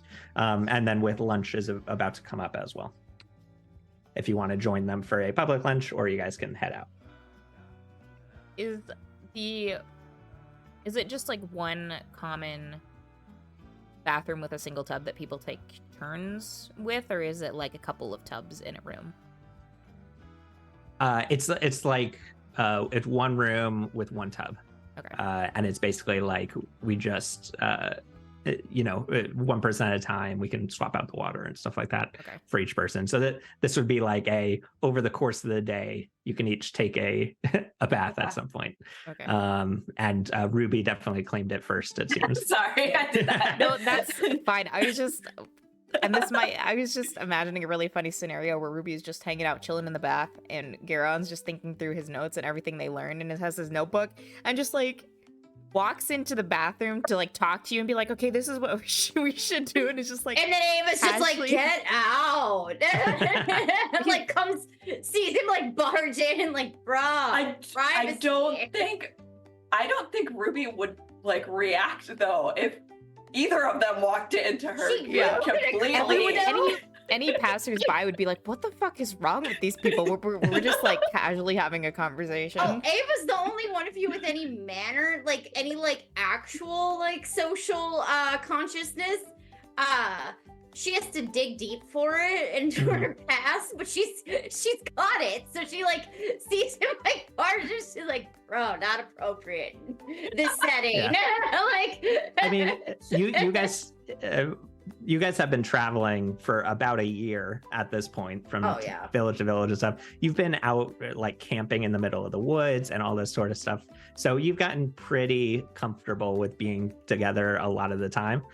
So yeah, that Our would boundaries totally make are sense. very blurred, I actually. imagine But Ava's I- interference is less because of Garon and Ruby and more because No, other it's- people. It's Yeah. what the other people are gonna think we're weirdos, you weirdos. Like, stop it. Yeah, Ava's like, we're in a big town. Let's have It big was like, town we manners. have to act normal now. We're not town manners. feral in the woods anymore, all right? Big town We can't manners. just like have seances under the moon with no clothes on. Okay, I did that once. It was one time. It was a lot of fun. You did say it was a blood moon and we had to, whatever. It's fine. It's fine. It's fine. Like, just there's boundaries in towns, you know? Like, just you can't just barge into her bathroom. Even if you were like her husband, they'd be like, And that's weird. It's the hotel's bathroom, not. But like, she's naked in there, and I understand that we're half feral from being out in the woods for a while. But like, they have standards in town, so you can't just do that. All right, come on, wait till she gets out, then we can talk. All right. I like the term half feral to describe you guys. Garon's fully feral. Yeah, that's what I was thinking. Garon's fully Ruby feral. is Ruby's half feral. three-quarter- Ava's yeah, totally maybe non-feral, three-quarters. so it just evens out to being half feral. Well, Ava can be feral. in the right circumstances. But yeah. she also does remember her time living in a big city and like what was expected of her. Exactly. Social interactions. Cool. Yeah, Ruby could learn a few tips from you, I'm sure, for her doggy.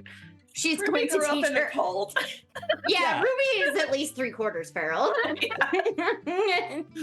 But All right. yeah, definitely Ava's gonna have to sit them down and talk about how things go in towns. It's not quite the same as when we're in the villages and stuff.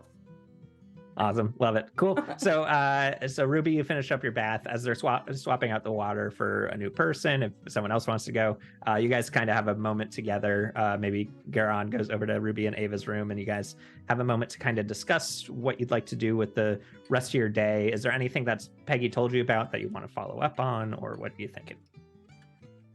Yes, I think Garon would, flipping through his notebook, would sit everyone down and be like, I mean, I don't know what you two want to do, but I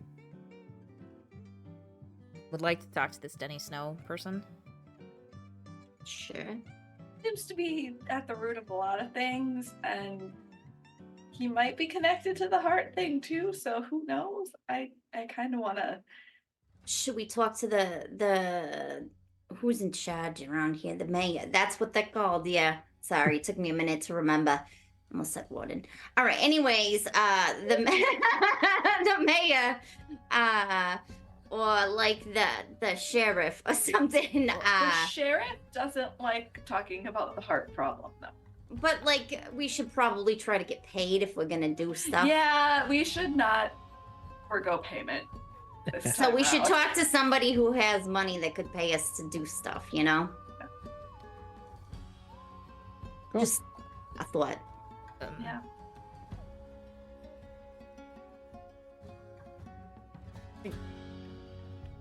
You could probably tell the Garon's torn. Because money is nice. And it's necessary for some of the things they do. We need it to get goods and such. Concerned that the sheriff doesn't want us poking around. Might cut off all avenues. Yeah, look into this. Maybe we don't tell the sheriff we're looking into the heart issue. Doesn't mean we don't look into it.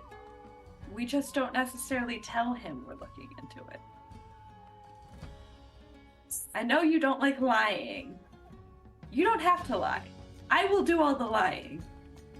But like, who's gonna pay us is the important part of the equation.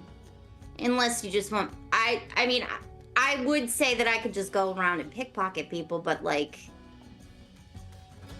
it's you know. Slippery slope. And if we Yeah, get caught, no, we get like, chased if we're out. gonna get in with the locals, we probably shouldn't commit so many crimes, you know? But if the if the sheriff is convinced that Denny Snow's guilty of all of this,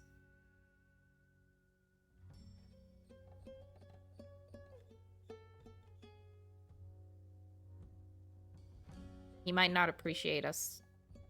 How much would a Making them look reporter bad? pay for an alternate story that is fantastical and could frame him as news breaking and You should alternate talk to the life? reporter and find out exactly how much they'll pay for that, because I like that idea. I, however, do not want to talk to the reporter or be anywhere near the reporter. I would like to not talk to the reporter, don't really actually. like I'd like to do the reporters opposite of either. talking to him. I'd like to just be invisible around the reporter.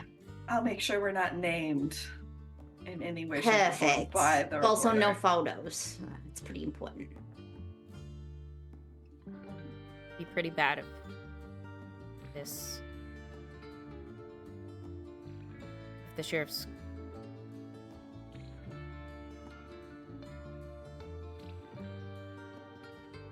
I suspect there's some cover-ups. Oh, probably. Not just Denny Snow, but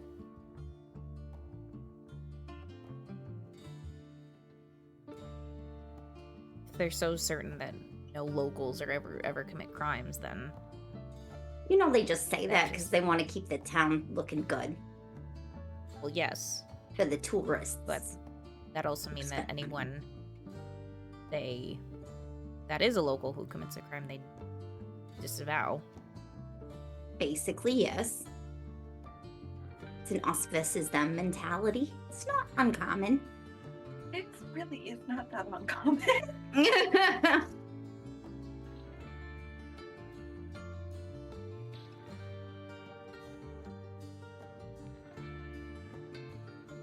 So I'm thinking I'll speak to our friend, well, not our friend, the reporter privately outside of local influence, potentially. I'll slip him a note as we head out to do our other errands. You know, he's down there having lunch.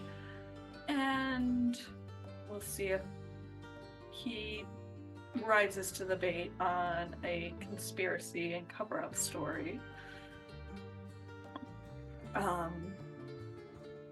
But we also need proof that there is a story that would be of interest to this individual.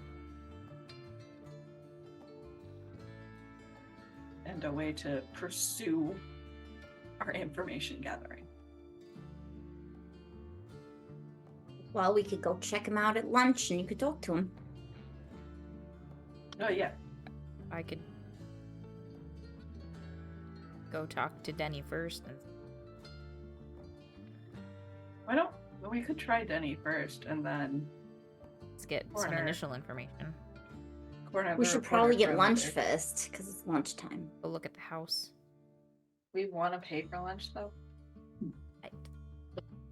We probably If have we wanna- rations, I guess. Yeah, the things that you would have on hand would be things like beef jerky, nuts, that sort of thing, where it's like the sort of stuff that can just like last over time. You can keep them in bags and just eat them as you go. So what they're offering, what you would get in town is like your first like hot meal in a while that wasn't cooked over a campfire, that sort of thing. We should also invest in spices at some point. Probably, yeah. We have I'm lots of sick salt. Plain. I- Yeah, we do. That's true. Like if you tide yourselves over with some jerky and I can find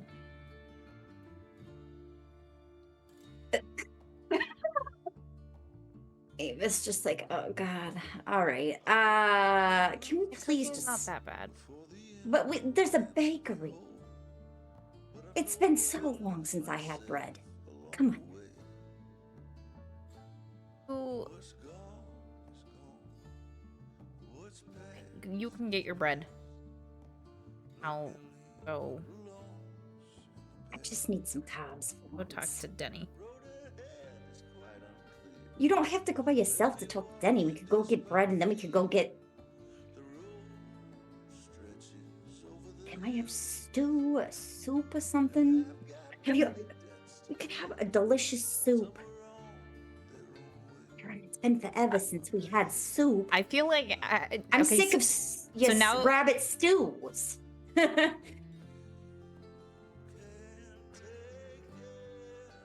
You're a great cook. It's a little salty. We could have like sandwiches and things, you know? Okay. It's been too long since I've had a sandwich, so.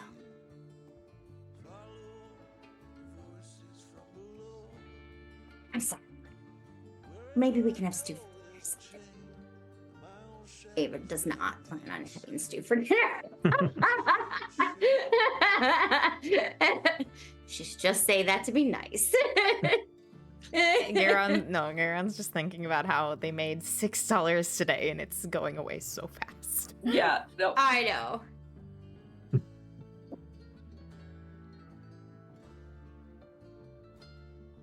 Okay. Bakery then? Yeah. Okay, great. All right, you guys head on out of your room here.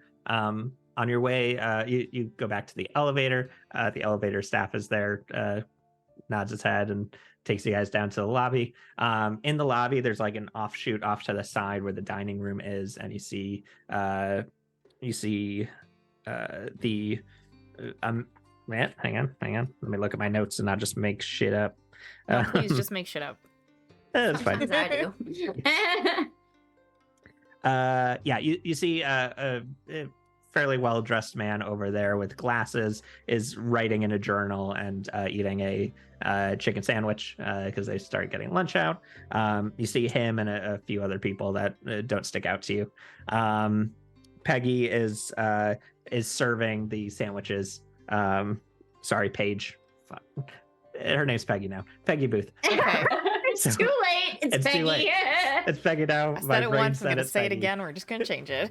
All right, it's Peggy. We're Paige, locking in Peggy. She keeps changing it. Even she doesn't know. So she serves out the sandwiches. She sees you guys heading on out, and says, "Have a good day, guys." As you head out into the world. And yeah, sounds like we're going straight to the bakery.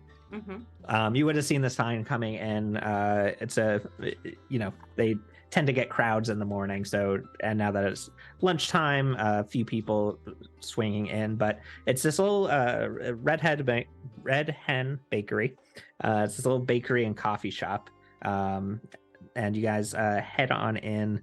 It's owned by a man named Harris James, who greets you guys as you come in.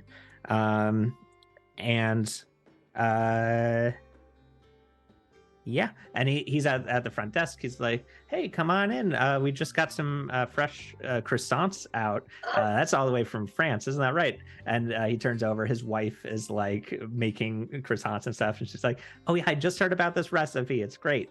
And they're putting out these like fresh baked goods. They have like a huge variety, which is way more than you'd ever expect from like this little local coffee shop and bakery. And he says, "Can I get you guys anything? What do you need?"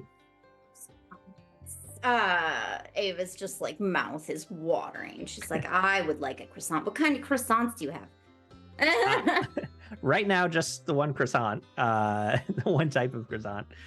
Great. We're experimenting at the moment, so you'll have to give us some time to start doing other things. But we've got croissants. I can whip up some eggs. There's Eggs a and local. You hear from a table off to the side. There's a local there. He says, "The eggs are the best. Get the eggs." And then he goes back to eating his eggs ravenously. She'll get a croissant and some eggs. Wonderful. I'll cook you up some eggs. Tilly, can we get a couple croissants? You want a croissant too? You as well? He points to Ruby and Garon. Do I see posted, like, signs posted for how much we're spending right now? David did not ask. For eggs and a baked good is how it's listed out. It's 50 cents for the meal each. Or you can just grab a baked good for a quarter, 25 cents. And then you can also get coffee for 10 cents a cup. Does Garen want anything? Aaron would, like, also looking at the sign for how much stuff costs would probably just be... I don't know how they break up their baked goods, but like a quarter of a baguette. You just Or want just like the standard bread. You just want a croissant? Ruby No, he'd will probably go for like you know, like the equivalent of a slice of white bread. Oh my gosh. If you say that out loud, Harris behind the counter, he's just like, "Look, man, I can just have a piece of bread," and he hands it to you and doesn't charge you anything. Just gives you like takes a baguette and breaks off part of it and hands it to you. I'm so sad that I'm getting handouts. He's like, "It's all right. We've all been there. Don't worry about it, man." Ruby will get I guess Ruby will try the eggs at the very least, and then I think she's good. Okay, sounds good. Yeah, if you're just grabbing some eggs, they'll charge you a quarter for it. Yeah, so great. She'll also share some of the eggs with Garen. I was gonna say, Ava Pulls out a piece also of gives jerky. some eggs for Garon too, and gives Ruby and Garon each like a bite of her croissant because she's obsessed with croissants. It has been a very long time since she had a croissant. Yeah. So yeah, Ruby, go ahead and mark off 75 cents. Yeah, I You're all did. good there? Yeah. Perfect. Cool. And you guys sit down to have your first like hot meal in a while. The croissants are fresh, flaky, perfect. The eggs are like excellently seasoned with salt and pepper. Nothing more extra is even needed because of how well they're made. You guys have had eggs during your travels in the woods. Garon has made you guys plenty of eggs. Whether you guys want to say that these eggs are better than Garon's is up to you. Say it out loud, I mean, but they definitely are. Ava's not saying anything, but she is like just devouring the food. Mhm. Might not be the She's- best cook, but at least I can forage. Yeah. Exactly. Honestly, Ava can I trap love that for things, Garon. but she's not a great cook. But it's also like you don't. These people do this like day in and day out Yeah. for a living to make the best thing. Mhm. This They is have their- access to like good spices and salt and stuff, which you guys may on occasion have like a little bit that you can use as a treat.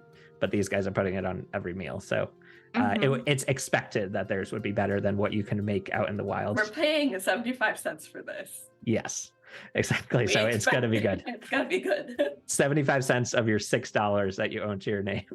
But you're fed, you enjoy the meal. And anything else you guys want to do here before you head back on out?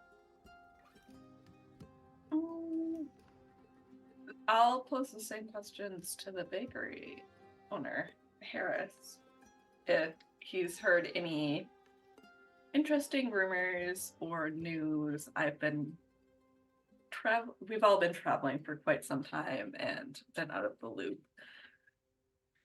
And we just came into town and are hoping to get a word of the world right now. Got it. Yeah, he's like, I mean, I don't get too far into that business, but you know. And then you hear Tilly over making croissants, and she's like, "Actually, you know what I just heard this morning?" And she tells you guys that one of the Tweetsy trains derailed just outside of town, like 15 minutes away, last night, because the conductor hit the brakes super hard when he was about to hit a bunch of deer on the tracks. And she's like, but listen, that's not even the crazy part. The crazy part is he swears that the deer were all just walking on their hind legs. It's crazy. You ever heard anything that crazy before? Yes. Nah. No, maybe. I don't know. She's just like, he's kidding. He's just a joke of him. Don't you love his dry sense of humor? He just like says it with a straight face. It's yeah. It's very popular in New England. All right. Moving on. All right. She's like, no way, that's crazy. Garon, if you want to make a like an identifying nature roll sort of thing, feel free. I'd say that this is going to be like in your honestly difficulty 6 range, which would be an 18 or higher, but you have some stuff to reduce that, right? Yes, I have. I'm trained in identifying or understanding. Actually, what is this? Is cut off. Let me. Identifying the magical. I'm trained in understanding magic, or specialized in understanding magic, and then trained in identifying plants and creatures. So. Okay. I think going forward for this sort of thing, we're just going to do the identifying plants and creatures. So that'll reduce it by 1. That brings you down. What did I just say? A 6? Yes. So that'll bring it down to a difficulty 5. So you'd have to roll a 15 or higher to identify this. Unless you'd like to apply effort, which you could always do from taking from your intellect pool. It costs you 3 to bring it from a 15 to a 12 to roll.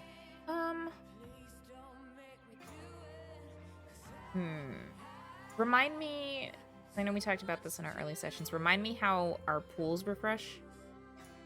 Anytime you want to make a recovery roll, that you can get some back, which is where you roll a d6 at your tier, which is 1 right now. So 1d6 plus 1.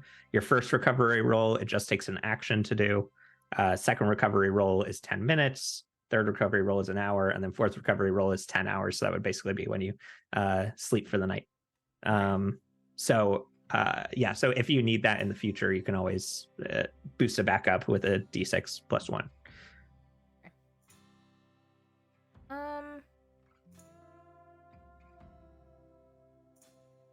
I will probably.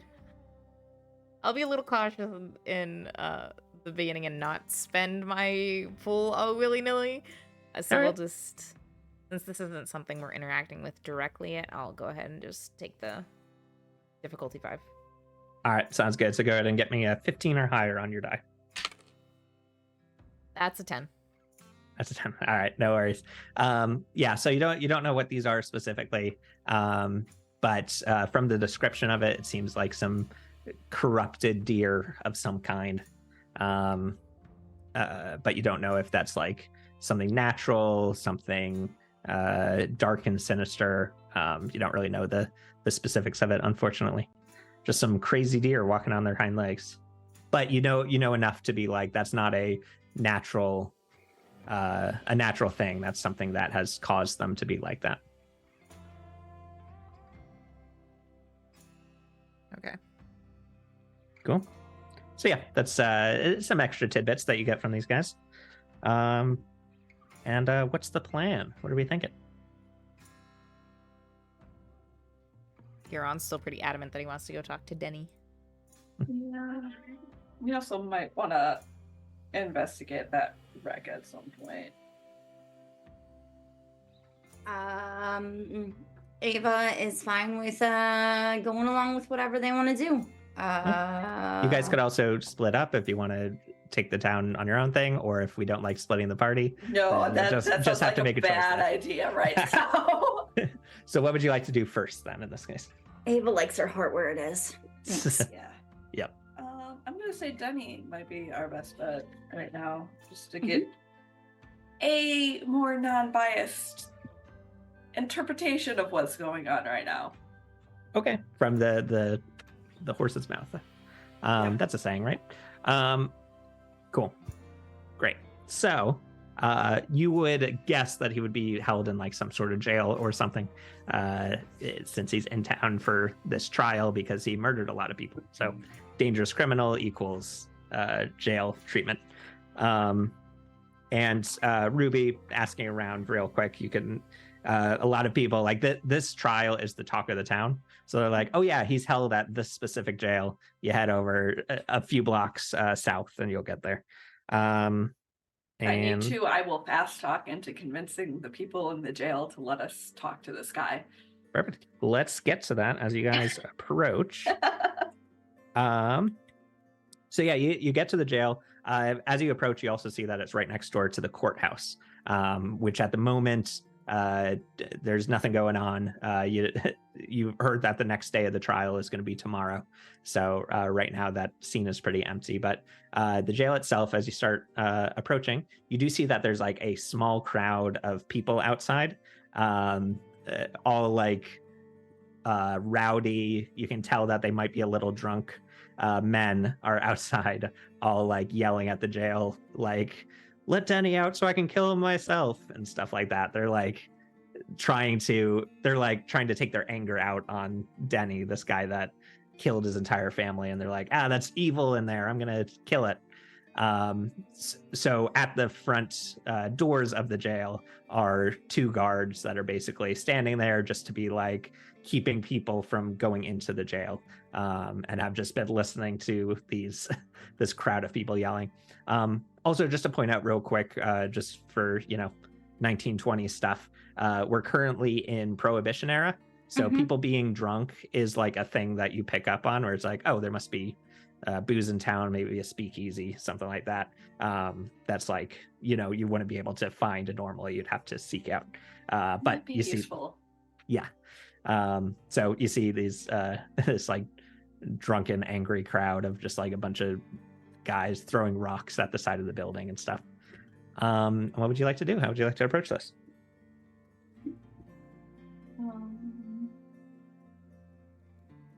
Away from the rock throwing.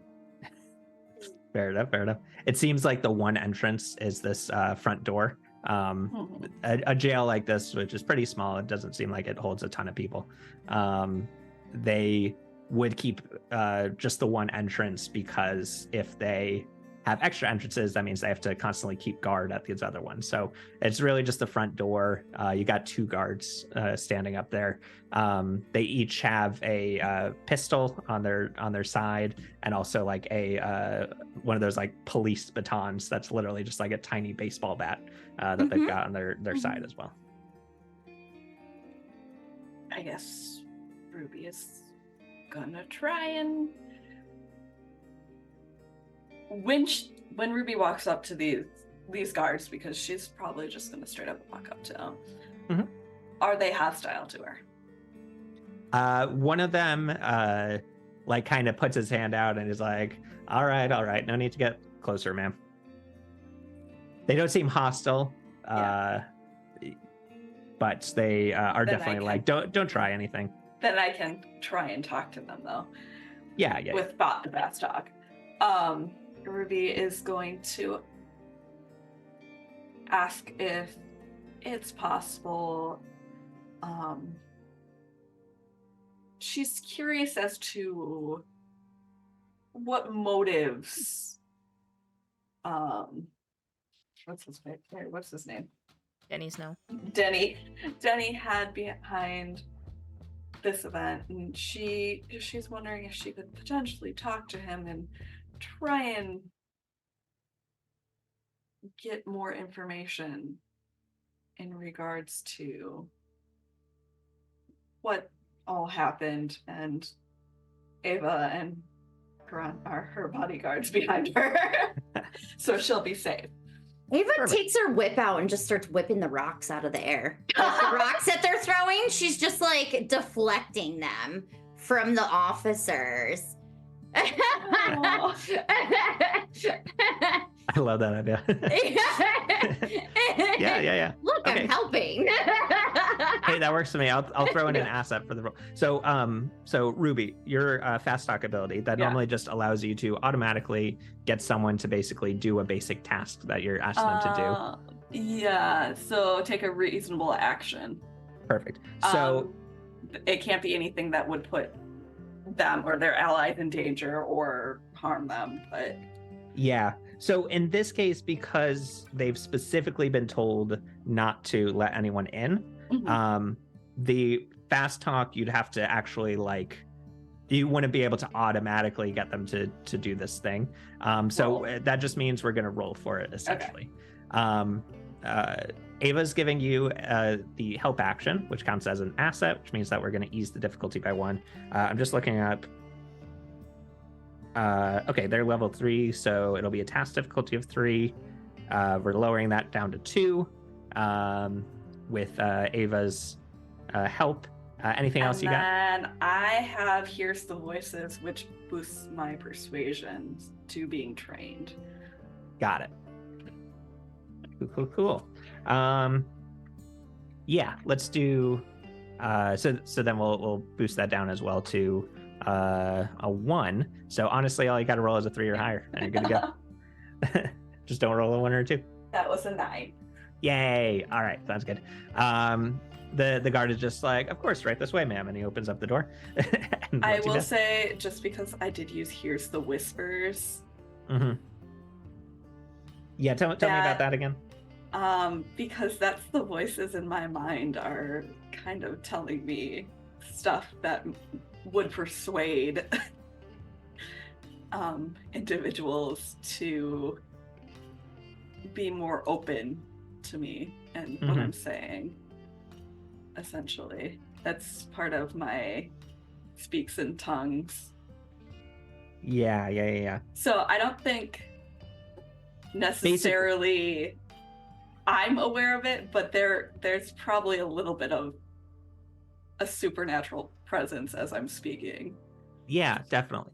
Yeah, you basically like as you're speaking, there's like a voice inside your head that's almost kind of guiding you through the specific words that you can use for this specific guard that you're talking to, where it's basically like he's like, he thinks like this, so if you say this, he'll be more likely to let you in, sort of thing. Yeah, perfect. Cool. So with that little guidance from something supernatural that wants you to get in here, he opens up the door and the 3 of you can walk right in. He says, just go 2 down, 2 cells on the left. He's in that second one. Good luck. Ruby gives a smile and much appreciated, and leads the party down towards the cell to try and figure out what's going on here. Perfect. Sounds good. So yeah, you guys head right in. This jail only has 5 cells, so they can hold up to 5 inmates at once. Looking around, it seems like the only person in here actually is Denny. But on your way over to his cell, you do pass by one on your left that you would notice has it looks like it was cleaned up, but there's the distinctive like imprint of old blood on the ground, like a large puddle, as if someone lost a lot of blood, enough that it's like, oh, that person died. Whoever lost that much blood in there. Like someone lost a heart? Could be. It's enough blood that would make sense. Ava's like, yeah, no, that's a lot of blood. Definitely missing an organ or something. Jugular cut, something like that. Yeah, we can analyze that comment later.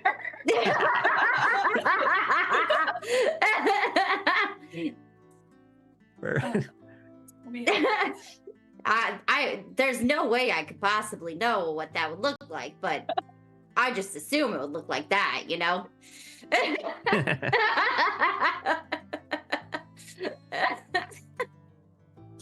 Cool. All right, so you carry on over to Denny's cell. You see him, he's like in the back corner, sitting on the floor, leaned up into the corner with his knees up to his chest. like I mentioned before, he's roughly in his late 20s. He's got brown hair.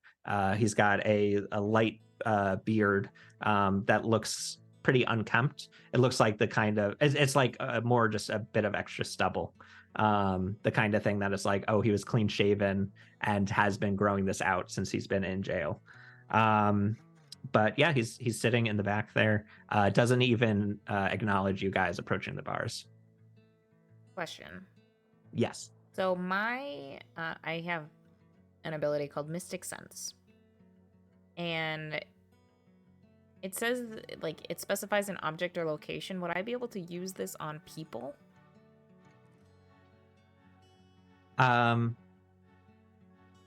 Okay, say that one more time. What does that ability say? It says you can sense whether there's something mystical or magical going on in situations where its presence is not obvious. You must study an object or location closely for a minute to get a feel for whether a mystical touch is at work. Would you rule that includes people or no? So you have to spend a minute studying it? Yeah. Yeah, you if your mind is set on there might be something more supernatural going on here, and you for the next minute while everyone's chatting, yes, absolutely that would apply to a person. Okay, like if they're being influenced by something. Yeah. Because as we walk up, I would probably just stand there and like stare at Denny for a minute. Okay. Sounds good. Cool. So you're kind of taking a step back. You're watching him, listening to the words he says and trying to see the things that most people can't see. Great. And what else goes on? Unless Ava does something, Ruby will take lead and say, Mr. Snow, we're here to ask a few questions. You see him kind of like shrink up more as you start talking, and is like, "Please, I don't want to answer any more questions. No more reporters, please." We're not reporters. We're thinking the town isn't telling us everything about your story, and that there might be something else at work. We're ghost hunters. Ava just like whispers in there. With saying we're ghost hunters, I think that actually perks his interest a little bit. You see him kind of like look over. He's in your direction, but he's like looking down, like almost at your shoes rather than looking up at you in the eye. And he turns and he's like, I mean, what else? What do you want to know? What happened that night? Like, what really happened? I don't know. We were at home. We had over the last few weeks, I started sleepwalking. I'd never done that before. My parents said that they kept finding me like out on the lawn, just standing there in my pajamas. I mean, and then one night, I guess I just woke up in the morning and everyone was dead. And then he starts like muttering to himself under his breath. And you hear at one point, like just as he's like kind of mumbling almost gibberish, as he's like breaking down in tears, and he says over and over again, I shouldn't have killed that deer. I shouldn't have killed that deer. What deer are you talking about? I don't know. There was just like I went out hunting one night and this deer showed up. It looked a little sick. It was moving a little weird, and then I killed it and brought it home because it was a free meal. It fed us for several days. I don't know, but it was that night, that first night of me killing that deer, that I started sleepwalking. Do you have strange dreams the nights that you were sleepwalking? Just darkness.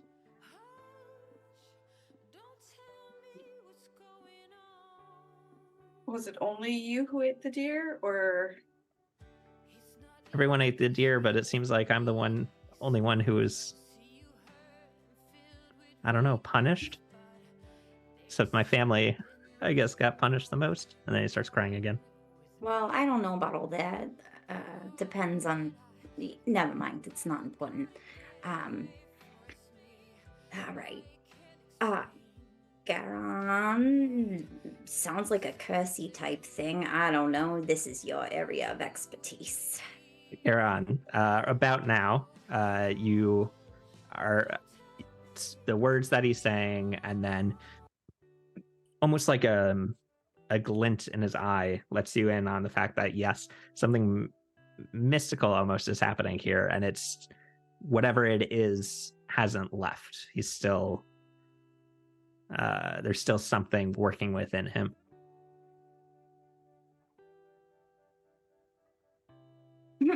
Garon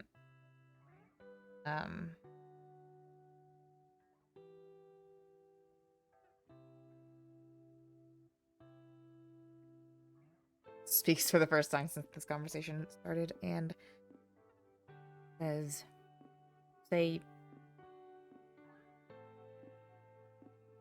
you only killed this deer a few weeks ago? Yeah, right before I started sleepwalking.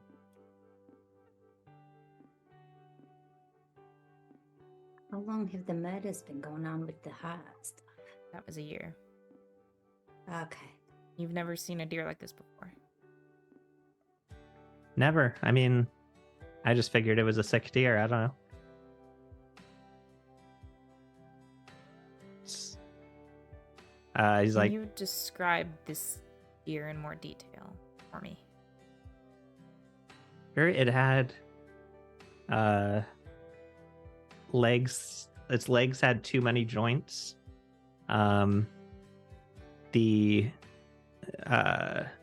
It had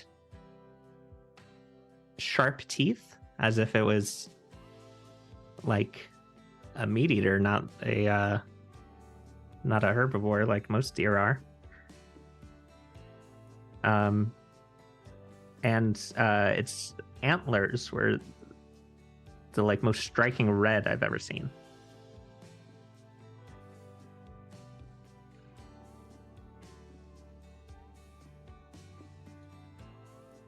Could I roll to try and identify, like, see if I know what this is? Sure, sounds good. Yeah, this is now your second deer roll. And the description of this deer is different than the one that you heard about on the train. Those ones were just deer that were walking upright. This is different almost. Yeah, go ahead and do that roll. This one is going to be the same. What did I say? 5 last time? Yes, because I have the identifying plants and creatures. Perfect. 15, right? Yeah, 15 or higher, unless you want to apply effort. 2. No. Quite the opposite. The GM curse. Yes, exactly. We can never roll well. All right. You try to remember. You're logging it again. I think basically you're getting all the same instincts that you got with the last time you were thinking through this deer thing. Exact same response in your head, which makes you think, are these linked? Is it something similar? They're different descriptions of deer, but maybe it's something common. You don't know for sure. Have you sleptwalked being put in jail? Well, I don't know. I mean, I've been in this jail cell. I haven't dreamt in a long time. It's just pitch black every night. But do you wake up in the same place you fall asleep? He thinks about that and he's like, I mean, I guess sometimes I'm on the floor, but that could be I just fell out of bed. I don't know. He like chuckles a little bit and then like is like, this is the saddest I've ever been. I'm gonna go back to being depressed. And then he rests his head on the wall. Is there a night guard inside? Yeah, there it used to be 2 guys, Hooper and Esquivel, but I haven't seen them since the person next door was murdered. When did that happen? A few nights ago.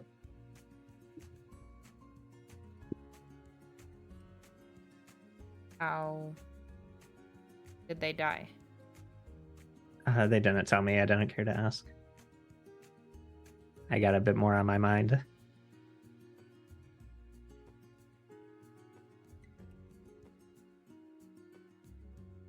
And then he says, I'm getting kind of sleepy. I'm just going to rest here if that's okay. Yeah, no, that's totally fine, actually. I wouldn't. He just like rests his head on the wall and stares directly forward and just kind of slumps. Doesn't actually fall asleep, but he's. I was gonna he's just- say Ava like waits for him to fall asleep because she Yeah. wants to see what It's- happens. Getting out of the it's one of- conversation. Yeah. It's one of those like depression rests where it's like, I'm not going to fall asleep, but I'm going to just stare off into the middle distance for an hour. Ava just stares at him for a while. You can stare as long as you like. Giron looks Alright. at You him a let me little know. longer, and then we'll probably, without a word, just turn and start heading towards the door. All right, I suppose. Are there any like open logs, like, or like a desk nearby with potentially paperwork. Paperwork as to like why someone was murdered or how someone was murdered in the adjacent cell? Is Got there it. any accident reports in here? We're looking for Yeah, just any incident like, reports. Yeah, any kind of log. Yeah, you look around real quick. It seems like, so the two guards that are outside, it seems like this jail usually operates where they would have like a rotating shift where like someone's inside looking around and someone's watching the door. But with like the riots essentially happening outside, they're both outside. So you kind of have free reign in here for a minute if you want to like look around. There aren't any offices in here. It seems like they keep it pretty bare just to the jail cells. But there is like a desk area near the front door where they keep a logbook of like people that come in and leave. And that's basically it. Get the logbook at the very least. Yeah, see you wanna take a who's look at it? been visiting? Yeah. Yeah. Let me go ahead and grab a roll for that. Wouldn't be too hard. Let's grab a difficulty of 2 check just to kind of like go through in a quick manner. You know what I mean? Like Mhm. you're looking for a specific detail. So 6 or higher. That was a 7. Nice. Just barely got there. Barely is good Barely. enough for me. All right. Give me like 2 seconds to think through this, what you might find in there.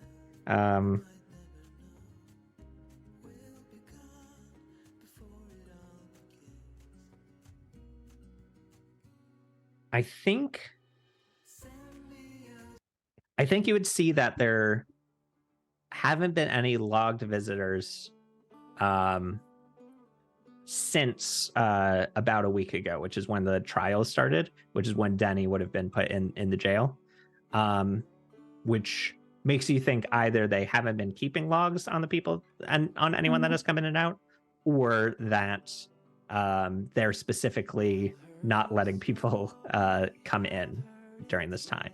And you guys are the Ruby, the fast talker, is the first one in a long time that's been able to just kind of be like, hey, but what about us? And then they let you in. I'm an innocent child. It's those big, like, wide eyes. Yes. Like, she just, like, nobody could ever suspect her of anything. Big anime eyes. Yes. Everybody trusts an anime girl. Does she purposely line her eyes specifically to make them bigger so she has more of a puppy dog look? Yes. Yes. she Oh, does. absolutely. Yeah, Ruby knows what she's doing. Yeah. Cool. So that's what you find here is essentially just the confirmation that not a lot of people are given access here. Let me amend that a little bit because I just thought of something. I would say there was one early on, which is the name in it is Loom,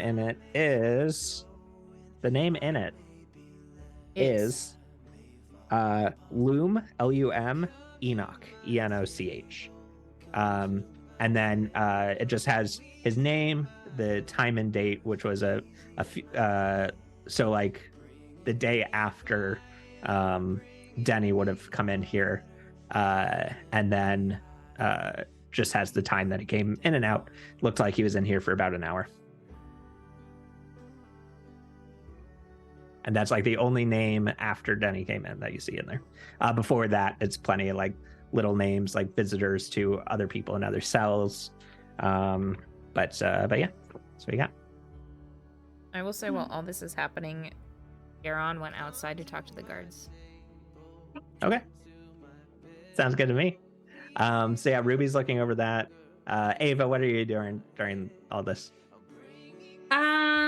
Just kind of watching Ruby's back while Okay. Ruby is rifling through their documents and stuff.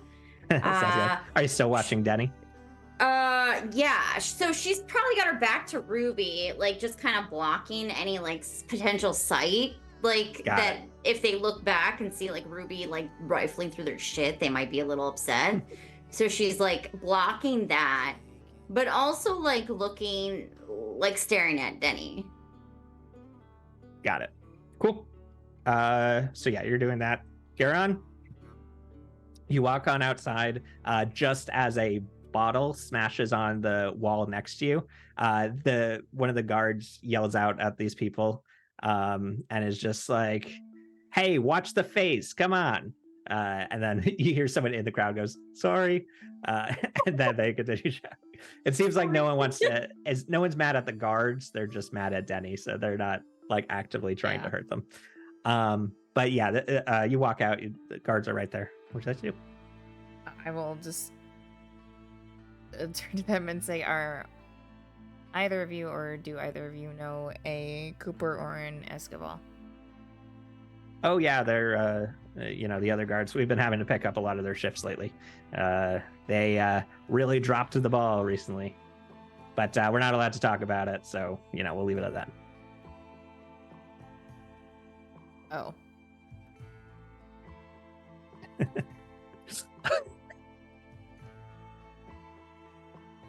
Anyway, He just stands there. It's like, Maybe take a couple steps back. You're making me nervous.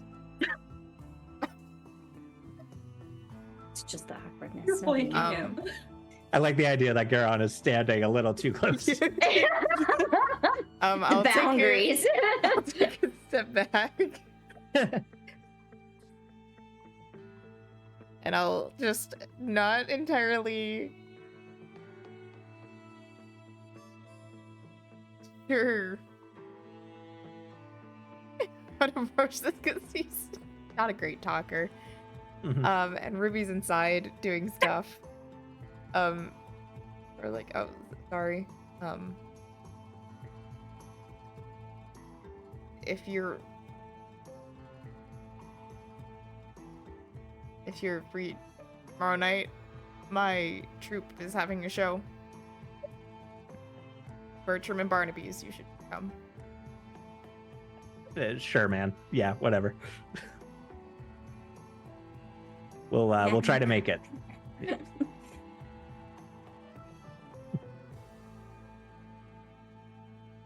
And then he just stands Yeah. there. Yeah, exactly. They're like looking off and like kind of shifting a little bit. Like, this is awkward. They're like, well, yep. Great. We'll have a good rest of your day, I guess. I think Garon turns so he's not staring at them. But he's standing like a foot away with his back to the jail and is just looking at the crowd, just waiting. Cool. Yep. Perfect. Cool. I think around this time, unless Ruby and Ava, you wanted to do anything else in here? Ava, you don't pick up anything else from watching Denny. He just, staring off into the middle distance, thinking about all the life choices he made to get him here. And yeah. Cool. So if you guys are all good, you'll head on out of the jail, walk past the guards who are like, have a good day. Specifically at you, Ruby. They're like, Yeah. Ruby will Um, give a cute little curtsy and say thank you. And Come to our show tomorrow night. Thanks. oh, of course, we'll be there.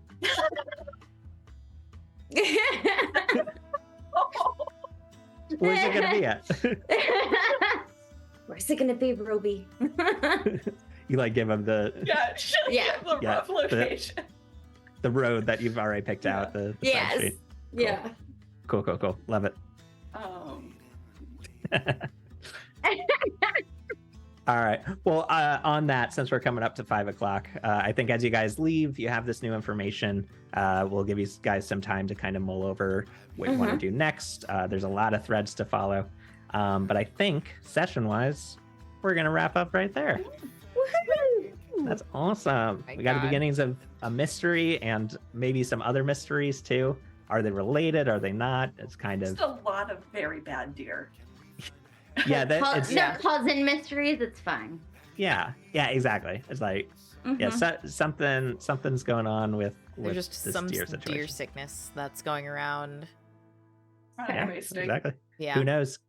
Garon kept failing his roles, so who I'm knows? sorry. Nobody knows. Not Ava. Ava surely doesn't know. She still thinks it's ghosts. Yeah, Don't blame ghosts for everything. Be so You'll much notice that nicer she if it does was in fact ghosts, blame but- ghosts for most things. Whenever anything weird is going on, she's like, the damn ghosts again. Ghosts. Cool. Ghosts. But thank you everyone for joining us this afternoon for a session Yeah. of Whispers in the Mist. Very so many things to investigate. So many things. Yeah. I know. It's I chose this town from the book specifically because they just like really detailed everything, and I'm like, oh, great starting point of just throwing a bunch of stuff at you guys. So and much seeing Yes. what sticks. Yeah, Love and it. I love how our group is already interacting with each other. We're so awkward. So the great. boundaries, like we're both awkward around each other and have no boundaries. It's a perfect storm of Yes. messiness. Yep. Yes. A different Love kind it. of messiness. But Yeah. join us tomorrow night for our next episode of Jukebox Justice, Woo. where we start to delve into Cynthia's past. Ooh. Yeah. Lots of fun. Nice. Yes. We get to figure out who the person in the normal camp facility is. Yes. Great. And then we'll be back here next Saturday for session 2 of Whispers in the Mist. So Yeah. Hell yeah. Yay. come hang out with us again. Spend Saturday afternoon and have fun. So have a good week, and until we see you next time, bye bye. Yeah.